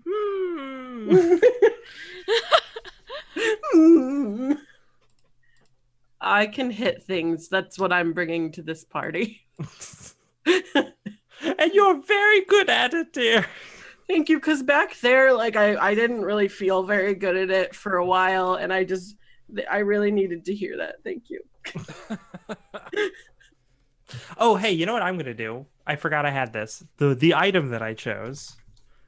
I'm going to take out a gnarled piece of wood. And I'm going to the item overload so I can see what it does. Here we go. Nope, that's not it. Why did this thing load wrong? Come on, give me the thing. I'm going to use it to attempt to find or detect secret doors, because this is a wand of secrets. The item I chose. Nice. Oh, here we go. So it's 3 charges, blah, blah, blah. It can detect traps too. Wow, should have been using that. Oh, shit. Anyway, it secret door within 30 feet of me, it can detect secret doors. Okay. Do you want to go ahead and ping that right now? Yes, I'm gonna do that. Okay. So as you send out your pinging for secrets around the room, you can tell that there is a secret door immediately on the west side of you, in the wall. Oh! So she pulled the wand out of the air. Oh! And she just like heads off, waddling towards the secret door to go and open it without telling anyone anything. Yeah, you go and do so, and so you like press on this rock wall, and it drops here, and you can see that inside there is a very thin hallway that runs back the way you came, and then it also runs forward, and it's very, very thin, like meant for kobolds who are maybe observing rooms. So you can see that further down the tunnel there are like the portcullises that they were looking out, or the portholes on either side. But it doesn't lead anywhere else. It's just to that. Yeah. So this is like a thin thing that runs around the length of the compound. Oh, okay. Takes us backstage. Yep. We get to go and fuck these techies up. Sorry, technical theater majors. Does it look like a medium-sized creature could fit inside there, or only a small-sized creature? Medium could. It would be very uncomfortable. Okay. Well, we could hide in here if we need to. Well, It leads further, or did I hear that it leads further down though? Yeah, also? it leads further down, so it looks like it's probably circles the much larger chamber as well. Oh, okay. Yeah. Yeah, let's go. Let's go. Let's follow this tunnel. Zalthar's like, Zalthar says what I just said, but in Zalthar voice. And she just walks in because it's like a perfectly fine size for her. Yeah. No, you're pretty comfortable. El Nino slips in and says, we will creep like the chill under the door in the winter. And he slides in with his wings pressed flat. Yeah, super uncomfortable. Bane like bumps her head on the top of it, and she like puts a leg in first, and she's like, for the first time, trying to make herself as small as possible for someone who usually has her shoulders thrown back, is flexing constantly. Yep. And she's like, I don't like this. Yeah, so you all shove your way into this little hallway. And are you continuing forward towards the larger cavern? All right. And as you do so, you begin to see passing some of these portholes that allow you to look closer into the room. Everybody go ahead and give me perception checks. Also, does anyone speak Draconic here?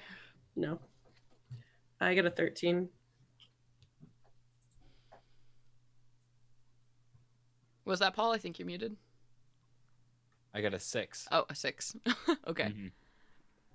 I got a modified 20. Okay. Yeah. All right. So Zalthara, as you are moving by these portholes, and it's becoming clear to you that this hallway rings just around the outside edge of this larger room. So as you pass by, you're getting just different vantage points of the kobolds working on whatever they're doing, and you all see that sleeping dragon at the back alcove of the room here. You catch, Zalthara, that a kobold eventually is like, he looks a little bit more panicked than the other ones. He's like scrabbling around and talking to a bunch of the other kobolds. You can't understand what they're saying, but a big cluster of them have started to gather together, and they all seem very excited about something, or maybe worried. You can't really tell, but they're all seeming to stand around in a circle discussing something. You can try and make an insight check if you want to try and read the situation. Read the room. Hey, that's pretty good. I got a 17. Okay. So they definitely seem agitated and angry. Maybe a little bit scared. Like they're arguing over what to do. Is the dragon doing anything? The dragon is continuing to sleep. The dragon has not moved at all since you've... Can we see it breathing? Yeah. Like, okay. I was like, did they just like make a fucking dragon? So you like, see robot? it's big size, rising and falling. Okay. They seem worried about something. Maybe when their friend wakes up, they're worried that he'll eat them. Maybe we should wake him up then. I'm going to use... You said the chamber's 100 feet? Yeah. I'm going to use Wand of Secrets and ping the chamber for traps. Okay. I can't get all of it, but I'll get some of it. Yeah, all right.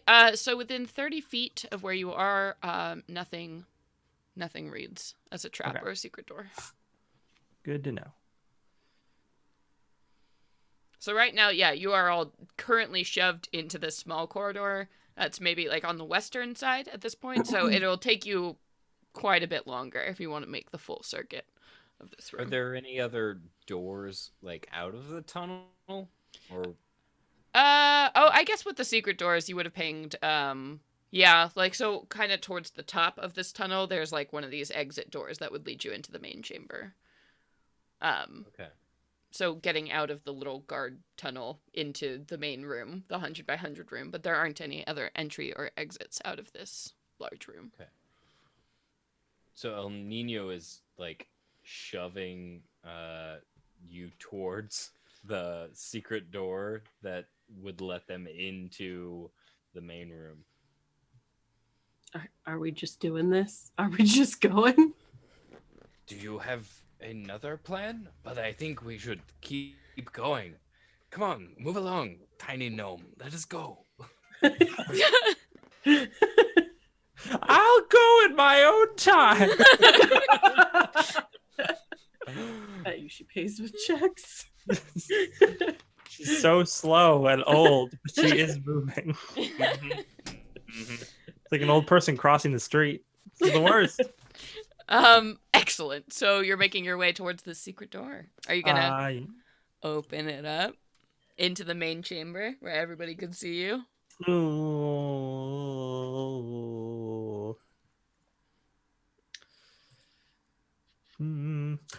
Okay. Quick question. The kobolds are they're like making stuff. Mm-hmm. And some of that stuff is metal, right? Yes. Are any of them wearing armor? You can see that a couple of them are. They look bigger and meaner than the other kobolds. Oh goodness. Okay. The rest of them are not.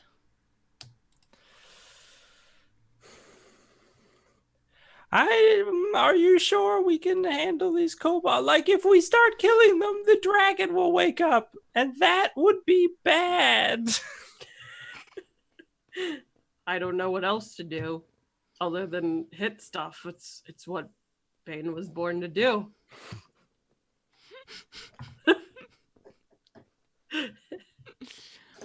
That this dragon is still just sleeping. If there are invaders here,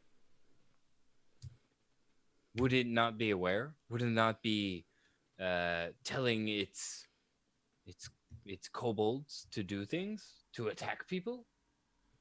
Hey, how close can I get to the dragon without leaving the hallway? You could get within like 20 feet. I want to do that, and I'm going to say, Are you willing to wait just a few minutes?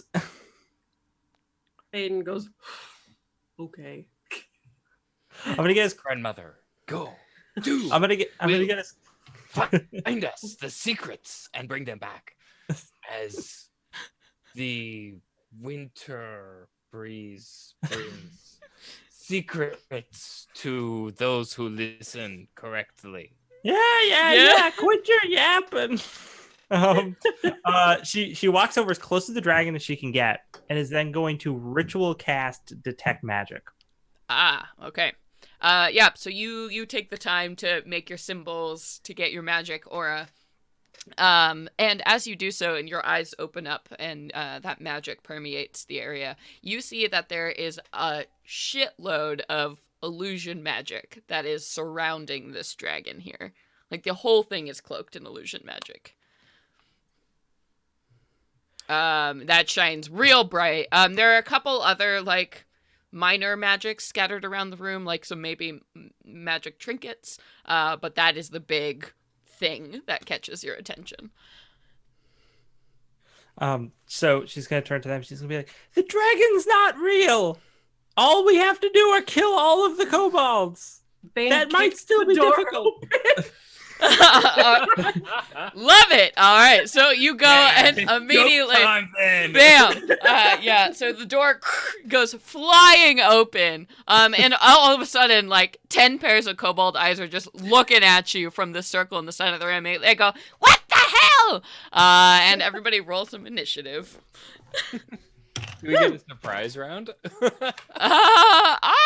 were pretty far away. No. That was quite an entrance. I'm mad because I got a natural 20, so that's a 22. But I really wanted to hit someone with that. I'm sorry. Wasted on initiative. I know. All right, El Nino, what'd you get? I got a 7. Okay, and Zalthara. I got a 15. Okay. Da-da-da. All right, let me roll for everyone. Okay. Not great, guys. Not great. For us or them. It's fine. We're fine. All right, and then so Bane, we are starting off with you as you kick open the door here, and you see that there are 10 kobolds looking at you. So as you break it down, there are 2 of these kobolds who have the big green goggles strapped to their heads. 2 of them are decked out in armor with shields, and then the rest, one looks like it's dressed in robes, and then also has like these wooden wings strapped to its back, and then the rest look like average non-winged kobolds. Okay. Can I get to the one with the robes on? So they're all kind of standing in the center of the room. So you're going to be about 50 feet from any of these kobolds at this point. Oh shit. Okay. Since you're on the very outer ring, and they were all in the center, kind of conferring with each other. Sure. All right. I'm gonna move my 30 feet. And then I'm going to hold my action in case any... Yeah, I'm going to rage, and then I'm going to hold my action in case any get close within my range. Okay. Fair enough. All right, so you are holding your action here. Okay. And then we... Whoop, that's the wrong thing. Zalthara, we are at you. Zalthara is going to cast a spell. She's not going to leave the hallway. She's going to cast Entangle on the group of kobolds. Ooh, rough. Ooh, nice. So let's see here. What's the saving throw for Entangle? Entangle is a strength saving throw. It's going to be DC 12. Ooh. And can I get all the kobolds in a 20-foot square? Yeah. Okay. Okay. All right. So it looks like most of them get trapped by this spell. Cool. They're restrained. Boo! All right. So the 2 big armor ones and the weird one with wings are the ones who made their save. The rest of them, vines come up out of the ground, and they are like, ah! Like, as this happens, and they're, like, fighting with all of these vines in the center of the room here. And I'm going to send Ajax over to the dragon to just peck at it and make sure it is not a thing that's really there. Okay.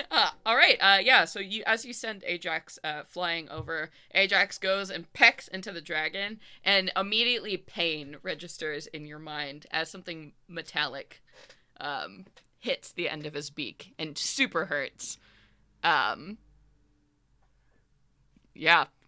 Oh! Says Zelthara. Ow! Oh no! All right, and then so the kobolds. So the kobold with wings. All of a sudden, as you are watching it, this green light flares around it, and it rockets forward. You see these pair of wings flap at an unnatural speed on its back as it zooms towards the dragon, like shooting right past Ajax. And then you begin to hear a sound, and the smell of gasoline like comes out again from where this dragon is, and you see the dragon begins to lift its head and kind of spins towards the center of the room, and it doesn't move like a normal dragon. It's very jerky as it goes and does so, and you see that its jaws begin to open and close, and you see this orange light starts to come in from the mouth of this dragon here, as it spins and tries to face off against you all. And these two other, like, strong armored kobolds now will move forward to meet you, Bane. So that will cause your reaction to pop off here. All right. That is going to be a 16. Okay, ooh, no, I lost it. Damn it. Hang on. I'm so excited about Robot Dragon, and I feel so bad that I have to smash it because I want it. Because it's so beautiful. Oh, let me pull it back up. There it is. A 17 will hit. I got a 16. Oh, 16 will also hit. Okay, cool. All right. That's going to be 8 normal damage and 6 necrotic damage. Ooh, okay. All right, so 14 damage as you slice into one of these things, and it chitters and cries at you, and it screams at you in Draconic, something you don't understand. Cool. You get the sense that it was probably a dirty word. You just know in your heart. All right, but as it's coming up on you, both of them are going to take swings at you. All right, and they roll with advantage for pack tactics. So the first one, will a 15 hit you? Nope, that'll miss. Okay. All right, so one misses totally. Will an 18 hit you? That will hit me. Okay, so it is going to jab its spear forward at you. All right, that is going to be 4 piercing damage. Reduced to 2. Okay. Ooh, and the other one got a natural 20. Okay, so that's going to be 8 total damage. Woo! Okay. That is also piercing damage. So as these two move forward here, and then the rest of the kobolds are going to try and get out of Entangle. So what do I have to do to try and break this? I think they can. Is the strength? They just keep making strength checks, right? Okay. And it's still DC 12. I'll check the spell real quick. Strength check is spell DC. Use its action. Okay, so it is using its action on its turn to do that. Okay, so 2 managed to break out of here. One of the ones with goggles comes forward and gets out. And then one of the regular kobolds gets out.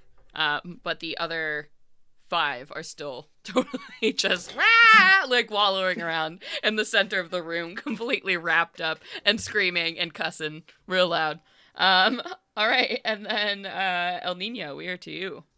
El Nino will dart out of the tunnel and sort of fly up through the room near the ceiling, and then turn towards the dragon and let out a piercing caw. And I want to cast Shatter on the dragon. Boo. Yay! Okay. So it has to make a con saving throw, but if it's made of inorganic material, it gets disadvantage on that saving throw. Okay, it is made of inorganic material. Surprise. So let me go ahead and whoa, big reveal. Okay, so I'm gonna guess a 9 is not gonna do it. No. Boo. Nope. And then I'm gonna use my channel divinity Hell yeah. to deal thunder damage. And as a Tempest cleric, I can use my channel divinity to deal maximum thunder damage. Maximum thunder. All right, so give me all that sweet damage. So it's gonna be 24. 'Cause Okay. it would be 3d8 thunder damage. So 24 thunder damage pow, to Robo Dragons. Yeah. God, I love you, sucks. Robo Dragon, but not right now. Yeah. Another So timeline. you We'll send be this caca like towards it, and as you do so, and this shattering wave rumbles towards it, you begin to see sparks fly off of this thing, and finally the illusion that's been covering this thing drops, and you see this large tank in front of you that's got like treads on both sides, and it's vaguely shaped sort of like a dragon, but you see these like carved metallic bits and like sharp points. Like there's roughly a head here, but you kind of see like a big cannon that's been strapped to the front of it. That's probably the source of the fire. And you see that there is a cockpit that has like glass covering it back on one side, and sitting behind it is that kobold with the wings on the inside that's like fully like flying levers back and forth. So like electric blue sparks crackle up and down this thing. As you see now this terrifying tank turn towards you, and you see a little fist waving from that kobold on the inside. But the tank has been revealed. Sweet. Anything else for your turn? No, that's all. Thank you. All right. And then Bane, we are up to you. You now see this terrifying metallic apparatus, and you have 2 of these fully armored kobolds sitting on you. Muted. I'm going to try to attack the one that I've already attacked. All right. Go for it. And that's 25. Uh-huh. And that's going to be 8 slashing damage. Oh, actually 10 because of rage. And then it's going to be 4 necrotic damage. Okay. Yeah, this thing does not look good. As you were wailing on it. Okay. Anything else? Why not? I'll use my Orcish Fury then to add another damage die to my attack. Sure, why not? So that's gonna be another 8 points of damage. You have reduced bloody pulpy mess, but this kobold looks just as pissed as you are and is staying And up. then with my Orcish Fury, I get to use my reaction to make another attack. And that's a 17 to hit. Yeah. So that's 12 plus so 18 points of slashing damage. How do you want to drop this fool? She just is furious that this fucker won't go down. Yeah. And she's like, for a second, she's like, what an honorable fight this is. But then she just is like, no, fuck this. Get out of here. And she just goes and just slices his head clean off with the last hack. And then she hits it in such a way that its head just like hits the other one in the head. And then she just like growls at him. And I don't know how the tank or cannon or whatever that's positioned towards us with the fire is, but if it looks like maybe I can get out of the way for where it would be, aiming within reason, then I'll take an opportunity, the attack, to get out of the way more. Yeah, you can definitely move out of the way. You think you would probably be in a cone Okay. of fire. Yes. So I'm going to take the attack on me, and I'll go ahead and get out of the way. Okay, let's see if that hits. Will 16 hit you? Yep, that'll just hit. Okay. So you will take... that'll be 5 piercing damage, as it gets a spear jab into you as you move out of its range.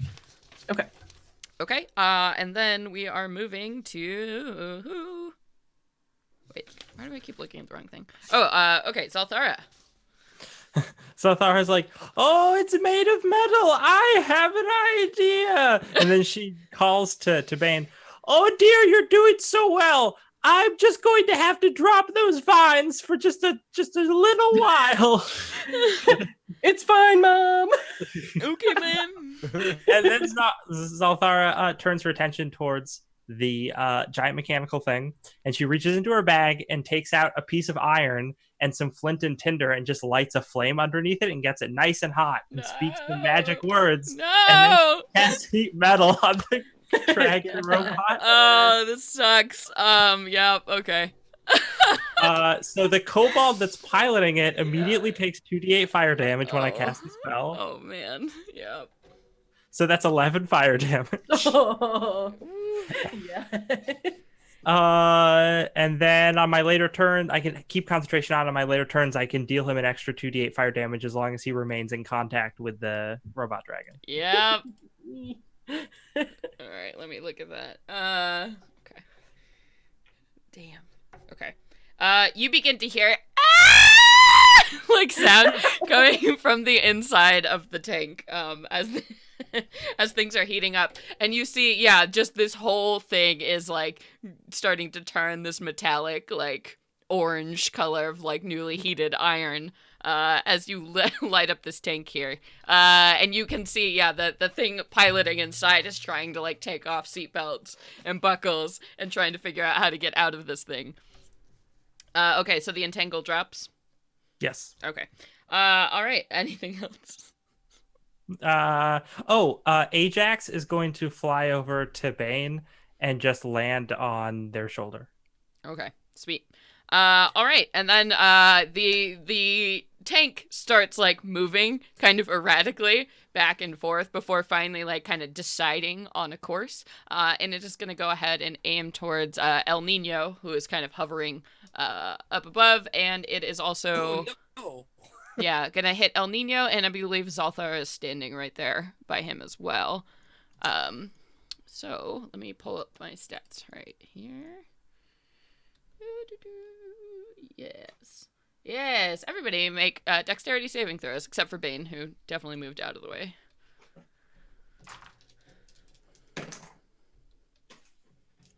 That's probably good enough. 15. Sorry, what did you get, El Nino? 12. 12. Okay, so the 12 will not pass, but the 15 will. So 15 is taking half damage as this burst of fire comes out. Okay. All right, so that is going to be 22 fire damage as this thing, the cannon, lights up in this orange glow and just bursts like this huge gout of fire that comes out of it. And you all smell that gasoline just spikes and like chokes in your nostrils as this happens. This big gout of flame comes out of this thing. And then as the next thing you see after like you're burning, and then suddenly you see something eject from the cockpit as this creature has launched itself out of the machine now, and is flying up in the air with its wooden wings kind of keeping it suspended up above. I will point out that after that flame goes away, Zalthara is not conscious. Oh, okay. You are down. Okay. So your little grandma's cinders on the ground. Not dead, but unconscious. Unconscious. Ooh, boy! I'm not dead. I'm just very badly burned. All right. Get there in a minute. Promise. But now that all of these kobolds are free, we are going to have 5 kobolds run and try and attack Bane. Okay, wow. Oh, they all get pack tactics. Okay, hang on. It's going to be a lot of rolls. Oh, kobolds. Okay, I'm going to guess a 22 hits you. Yep. Okay, so that's going to be 4 bludgeoning damage. And 17 does hit you, right? Mm-hmm. Okay. That's gonna be 3 bludgeoning damage. Okay, another one hits. It's gonna be 4 more bludgeoning damage. Okay, and another one is gonna hit you. That's gonna be 3 bludgeoning damage. Okay, and then that's 5 of them there that were now newly freed. And the one in big armor is going to come and run and try to take a swipe at El Nino. Oh no. He's jumping up and it's gonna swinging at me. Chuck its spear at you. Lame. Ooh! Is 22 going to hit you? Oh, come on now. Oh, do we have to brag? 4th level characters, really? That will be 7 piercing damage. As it launches its spear at you. The healer, the one person who can give us more health. Okay, and then we have our 2 inventors. Woof. Okay. Oh, and they get different inventions. Let's roll to see what Oh god, each no. of them have. Oh my god, this is horrible. So one of the ones with green, with green goggles, it throws at you, Bane, this jug that seems to come from nowhere. And as it goes hurtling through the air, you watch it for a minute, and then it shatters at your feet, and you see hundreds of centipedes just start Why? Oh. Every time it's bugs. They just start to crawl out as the swarm of centipedes appears on the ground. Oh my god. Oh no, and the other... It takes what looks like a hive out of its bag and smashes it at El Nino's feet, and a bunch of wasps also appear on the field. Oh my god. God damn it. This is a mess. All right, El Nino. Yeah. Yeah. So So it's your turn. Okay. You see, Zalthar is down. So sitting on you right now, you have a swarm of wasps, and you have a big armored kobold. Mm-hmm. Those are the only 2 immediately by you. But you do see Bane is surrounded by kobolds. Bane is in a tight spot. Zalthir is, Down. having a nap. Okay. So this is the time for the Javelin of Lightning. I think. Yes. I just want to figure out, like, so can I, like, fly away from the middle of the, like, clump that I'm in right now, so I can get a, like, straight shot? So the only thing that would get an attack of opportunity on you is the swarm of wasps. Okay.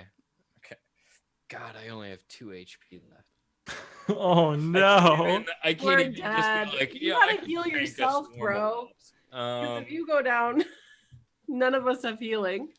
yeah, but if I've got healing word, but I could get taken down next turn even if I use my bonus action to do that.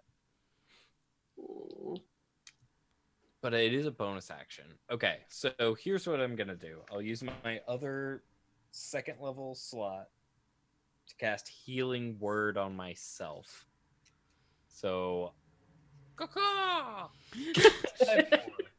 That's the word. And that'll give me 2d4.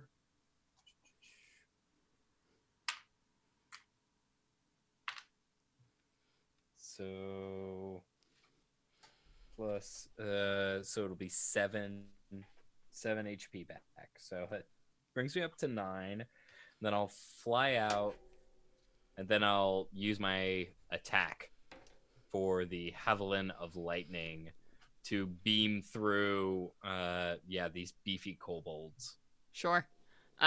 Yeah, so there are 5 surrounding Bane, so is it like a line thing?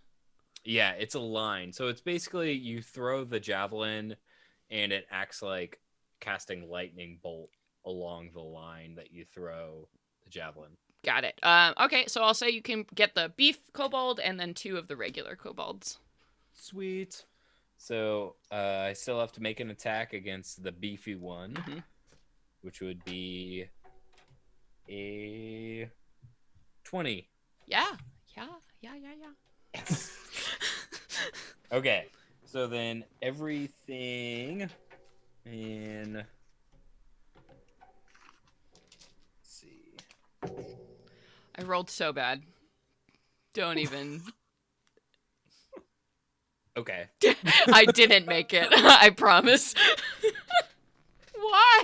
So it's going to be a crap ton of lightning damage. Yeah, I rolled a 2, a 4, a 5, and a 2. Jesus. Nice. That's perfect. So yeah, 4d6 lightning damage to all of those things. And the target, who takes 4d6 lightning damage and the actual javelin damage too. All right, we'll go ahead and roll that. I'm gonna say you definitely fry the normal kobolds, but let's see if the big boy stays up.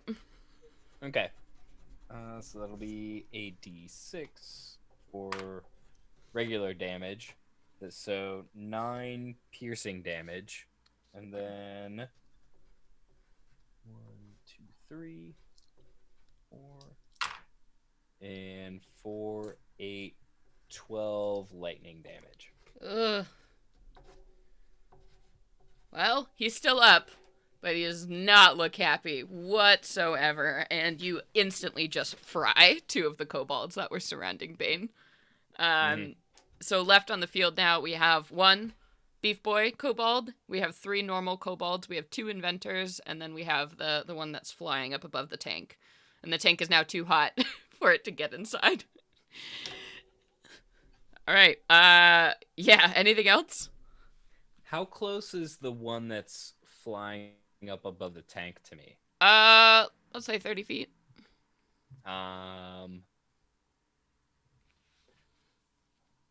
My bonus action, or I already used my bonus. Never For mind. healing word.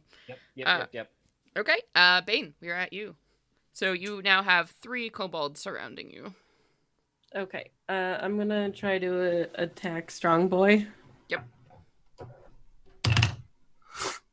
That's gonna be 17. Mm-hmm. Okay. And that's gonna be 14 points of slashing damage. Ooh. Plus 8 points of necrotic damage. How you want to end this? Yeah. She just goes and just kicks him down and just takes her blade and just once again, just the head count is literally going up. up, crank it. Yep.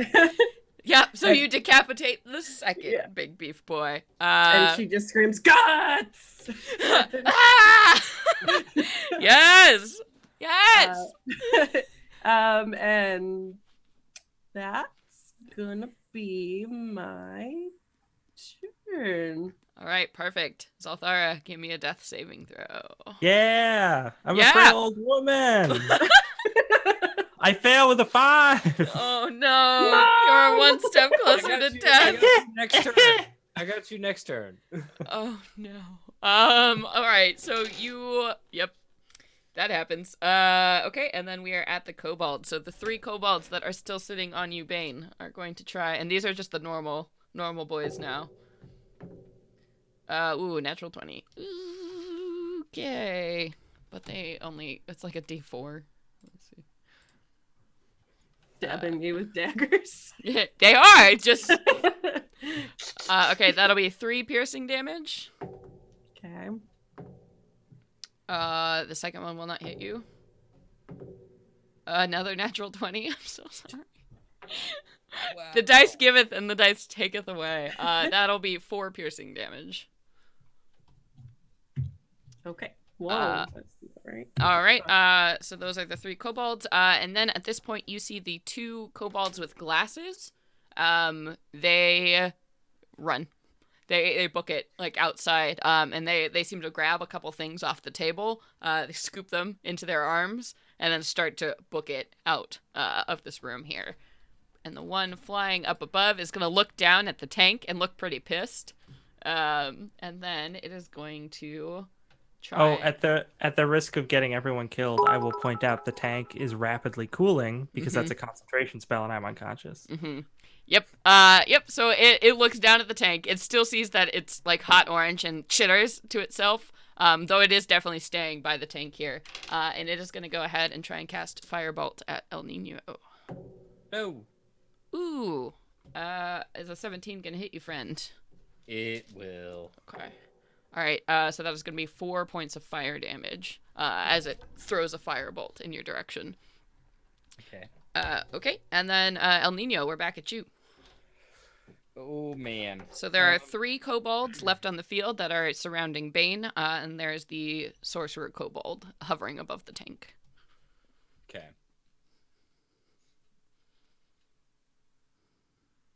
Do I need to save you, Grandma, or do I need to kill this flying kobold here? Grandma can't answer that question because she's bleeding to death. How dare you? How dare you, El Nino? It's Grandma! Oh. Never had a high constitution. Just bonus action, healing word me, and then I don't know, fly up and attack the dude with a melee weapon or something. Yeah. All right. So yeah, I'll use a healing word, and that will heal up. Ooh, 7 HP. Wow! Wow. Grandma, That's a lot for a wizard. you come back to life! Oh no! My narcolepsy. Oh. Did I fall asleep? And then El Nino's gonna dive towards the flying kobold with his spear in both hands, charging towards it. Sure. Was that a bonus action? Do you get an attack this round? Yeah, it's a bonus action to cast healing word. Nice. Go for it. Gow. That is 18. An 18 will hit. Sweet. And spear. Ooh, that will be 10 piercing damage. Whoa! That's rude. So as you go ahead and you spear this kobold, it's looking at you and it's screaming something, and you see in its hand it's waving a talisman of some kind that looks like a dragon tooth.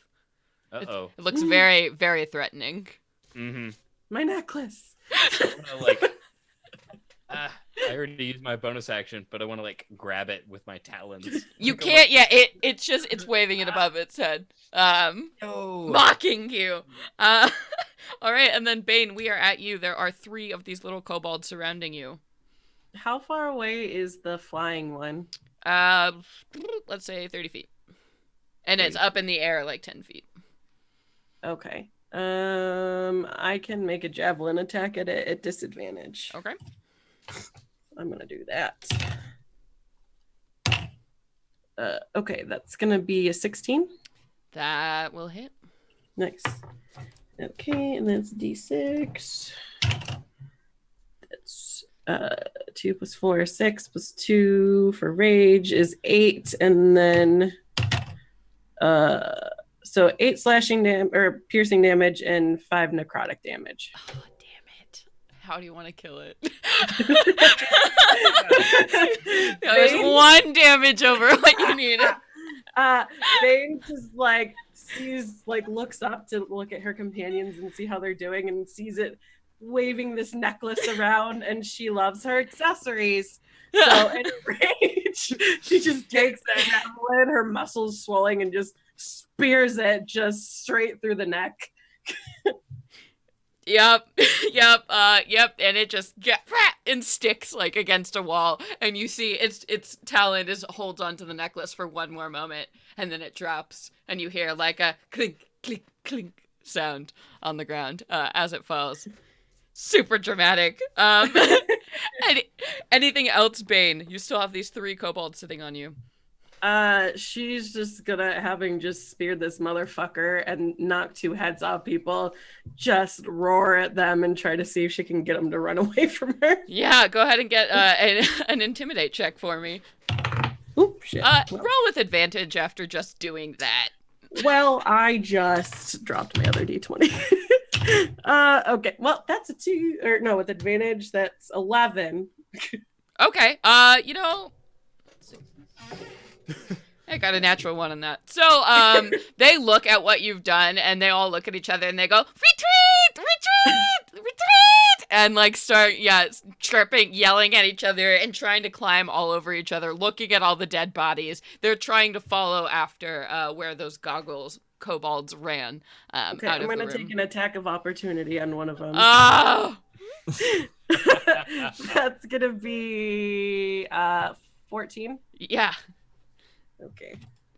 Bloop. Well, that's a 12 on the damage die. Plus, I'm sure it's dead. Yeah, already. you cut its head off. And the other was like, God, don't you, no, retreat! And one of them like takes like a white dirty rag like out of its back pocket. It's still running, but it's trying to wave the white flag and like just kind of throws it at you as they're trying to book it out of here.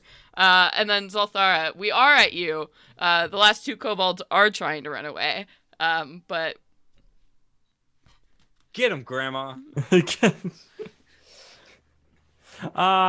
Sure. Who? Yeah, I guess. Why not? I don't. Okay. Nah, actually, if they're running away, she's just gonna be like, "Oh, good. Well, that's settled." And she's just going to waddle over to one of the dead kobolds and be like, "Oh, this will be very tasty." And she just takes out a knife and starts skinning it.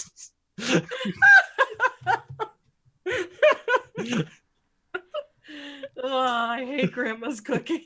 that's a move. All right, so I think we can officially, with that, drop out of combat. So there is a dragon tank that is now it's whirring still.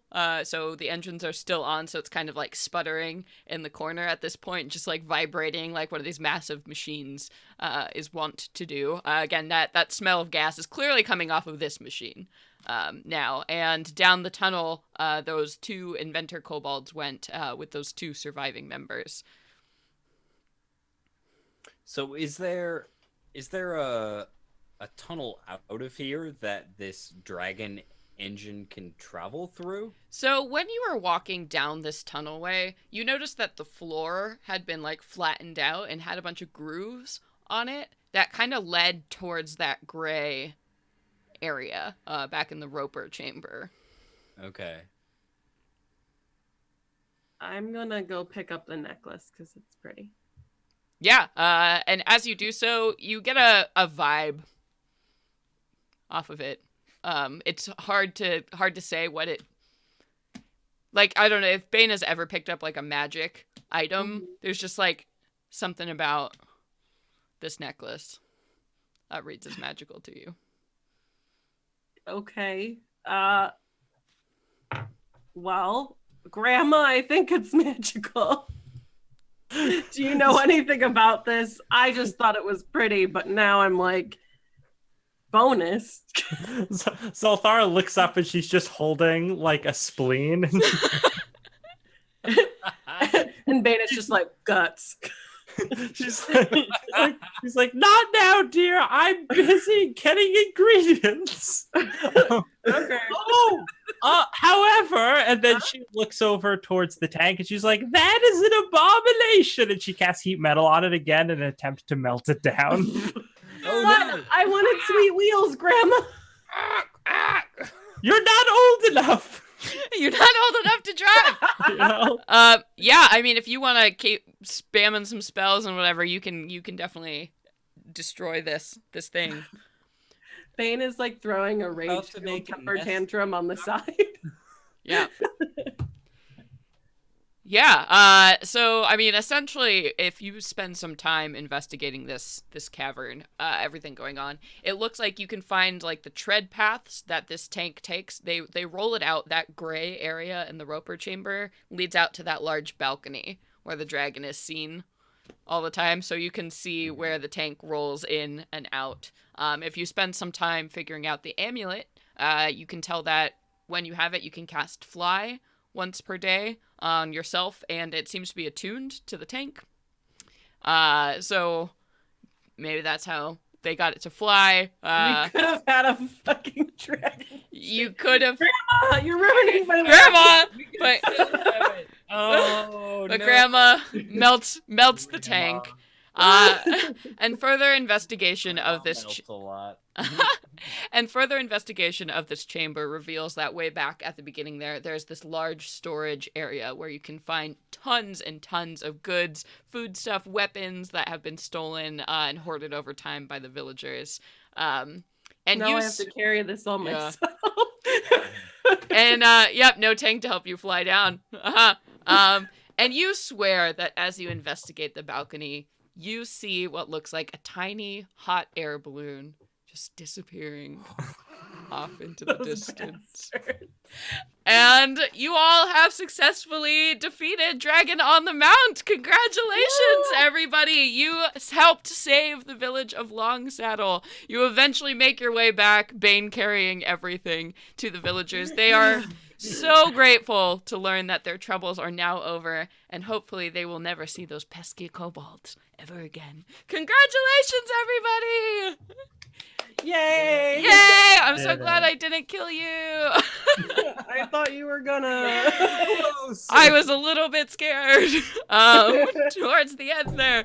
But anyway, thank you all so much for tuning in for this episode of Mistress of Modules. Before we go, let's go around the horn one more time and tell people where we can find you. So, Paul, where can folks go to find you? Hey, you can find me on Twitter at Paul_Harpering. And you can hear me at the beginning of every episode of The Venture Maidens as narrator Paul. And Lex, where can people find you? Oh, you can find me on twitter.com /DankDungeonsTV. That's the URL. Or you could just use the handle at DankDungeonsTV when you're already on there like a normal person. But you check out 3 full seasons of my fantasy comedy actual play on YouTube by going over to searching Dank Dungeons on there, or there's a link in our Twitter. And what else? I'm doing stuff this summer on twitch.tv/KatieFace, which is going to be really fun. I think I'm going to be in some of those one shots that she's doing.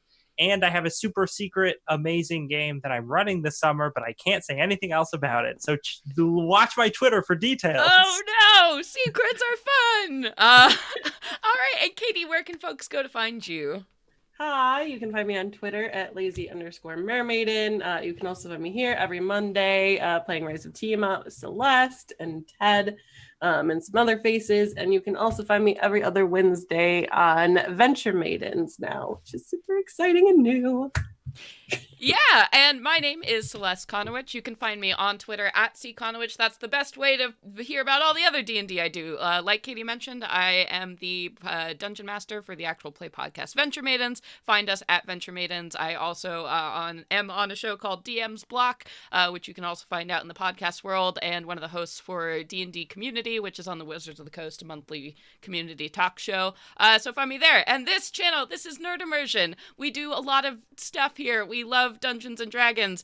So you can catch us tomorrow night, Katie and I, going at 6 p.m. Pacific time, 9 p.m. Eastern time, where we'll be going live with another installment of Rise of Tiamat. We are in the middle of a battle with an ancient dragon with a lich eye. So come. My wings just got ripped off. It's I fell like 200 feet last fight. It was great. So come and watch that tomorrow night. And then on Tuesday, Ted will be here with his homebrew game set in the world of Everend. Wednesday night, we do a show called It Builds Character, where we build popular media characters as D&D characters. So we've got lots of great stuff here. Thank you so much to our sponsors, Elderwood Academy and Initiative Coffee Co., for being amazing. Thank you all for all the donations and follows and likes. Follow us on Twitter at Immersion. And that's it. You all are great. So this was a one-shot, so you will not be seeing these lovely folks next time, but we will be back in 2 weeks. We will be playing a one-shot from the Uncaged anthology, which, if you folks have heard, is a really cool interpretation, feminist interpretation of typical mythological creatures. So be sure to join us for that. You all are amazing, and I love you, and you're great, and we'll all see you next time, folks. Bye. Bye! Okay, we should be clear. Yay! Where'd my D20 go? Wow, I was really scared. I was gonna kill you guys. You probably should have with those bees and centipedes, lady. I know, I'm like, you all were great. Thank you so much for coming and playing. That's a fun little module. A fun low-level one for sure. That was so as soon as sweet. you were all the traps and stuff, I was like, this fucking dragon ain't real. I was wondering about that, like from the get-go. Like you mentioned the kobolds, and I was like, is this really a real? Is this dragon for real, or is this kind of a like, kind of These situation? crazy bastards. Yeah, it's really cool. So the module includes like the dragon tank stats, and it's just super cool. How many hit points did the dragon tank have? 75. Well, that's not too bad. Yeah. But each of those little strunks had 44. So yeah, I was noticing as I kept hitting them, and they kept not dying. That was fun. yeah, the big Were the shield guys. yeah with the them? shield dragons, I think is what Yeah. they're called. Oh no, wait. Oh yeah, so it's the one Kobold scale sorcerer, 2 Kobold inventors, 2. Oh, I closed it because you killed him. It was like the dragon shields or something, I think is what they called, and then a whole mess of normal kobolds. But I'm curious about those alternate kobolds, like the stats for them. Yeah, and there. stuff So like there's that. a bunch of That's them in cool. Volo's guide. Yep. Yeah. Yeah. So no, Yeah, they're all. really fun. Yeah. Is that what they're all from? Yes. I think they were all Volos. Yes, they're all Volos. Oh, sweet. Yeah. Yes, Lex. So my character Zalthara is the character that I play in the Dragon Heist game I'm in. Oh. Which we're at 4th level, so I'm like, I'll just use Oh, that character. perfect. But my friend who plays in that game with me is an artist and drew all the characters, but she also drew Zalthara. So if you want to check your email, Celeste, the art of her is actually Oh in my there. God! Yes. Send that shit. Yeah, I you wanna can see That's this. the Dude. Oh my God, I love her. She's terrifying. Oh, I'm so posting that immediately. well, I don't know if I have permission from my artist. friends okay. to No, actually no share it, per- which is okay. which is why I didn't share it with like Got it. everyone, but I still wanted to show it to you guys because I thought you'd get a kick out of it. That is so good. Oh my gosh, yes. Yeah, if you want to ask if they want to share it and give me their handle, I'd be happy to. But otherwise, that's awesome. Thank you all so much for playing. I'm so sorry this game kept getting so delayed, but we are back on track. A joy to have you all. And thank you for play. DMing. It was super fun. Yeah, thanks for having us. Yeah. All right. Well, it is 100 degrees in my room, so I'm gonna let you all go. I'm gonna Gotta get that good AC. I'm girl. gonna die. So you all are Where's your great. bandanas? Yeah, you all are great, and thank you, and I'll see you guys out there in the world. Bye. Bye. Bye. Everybody.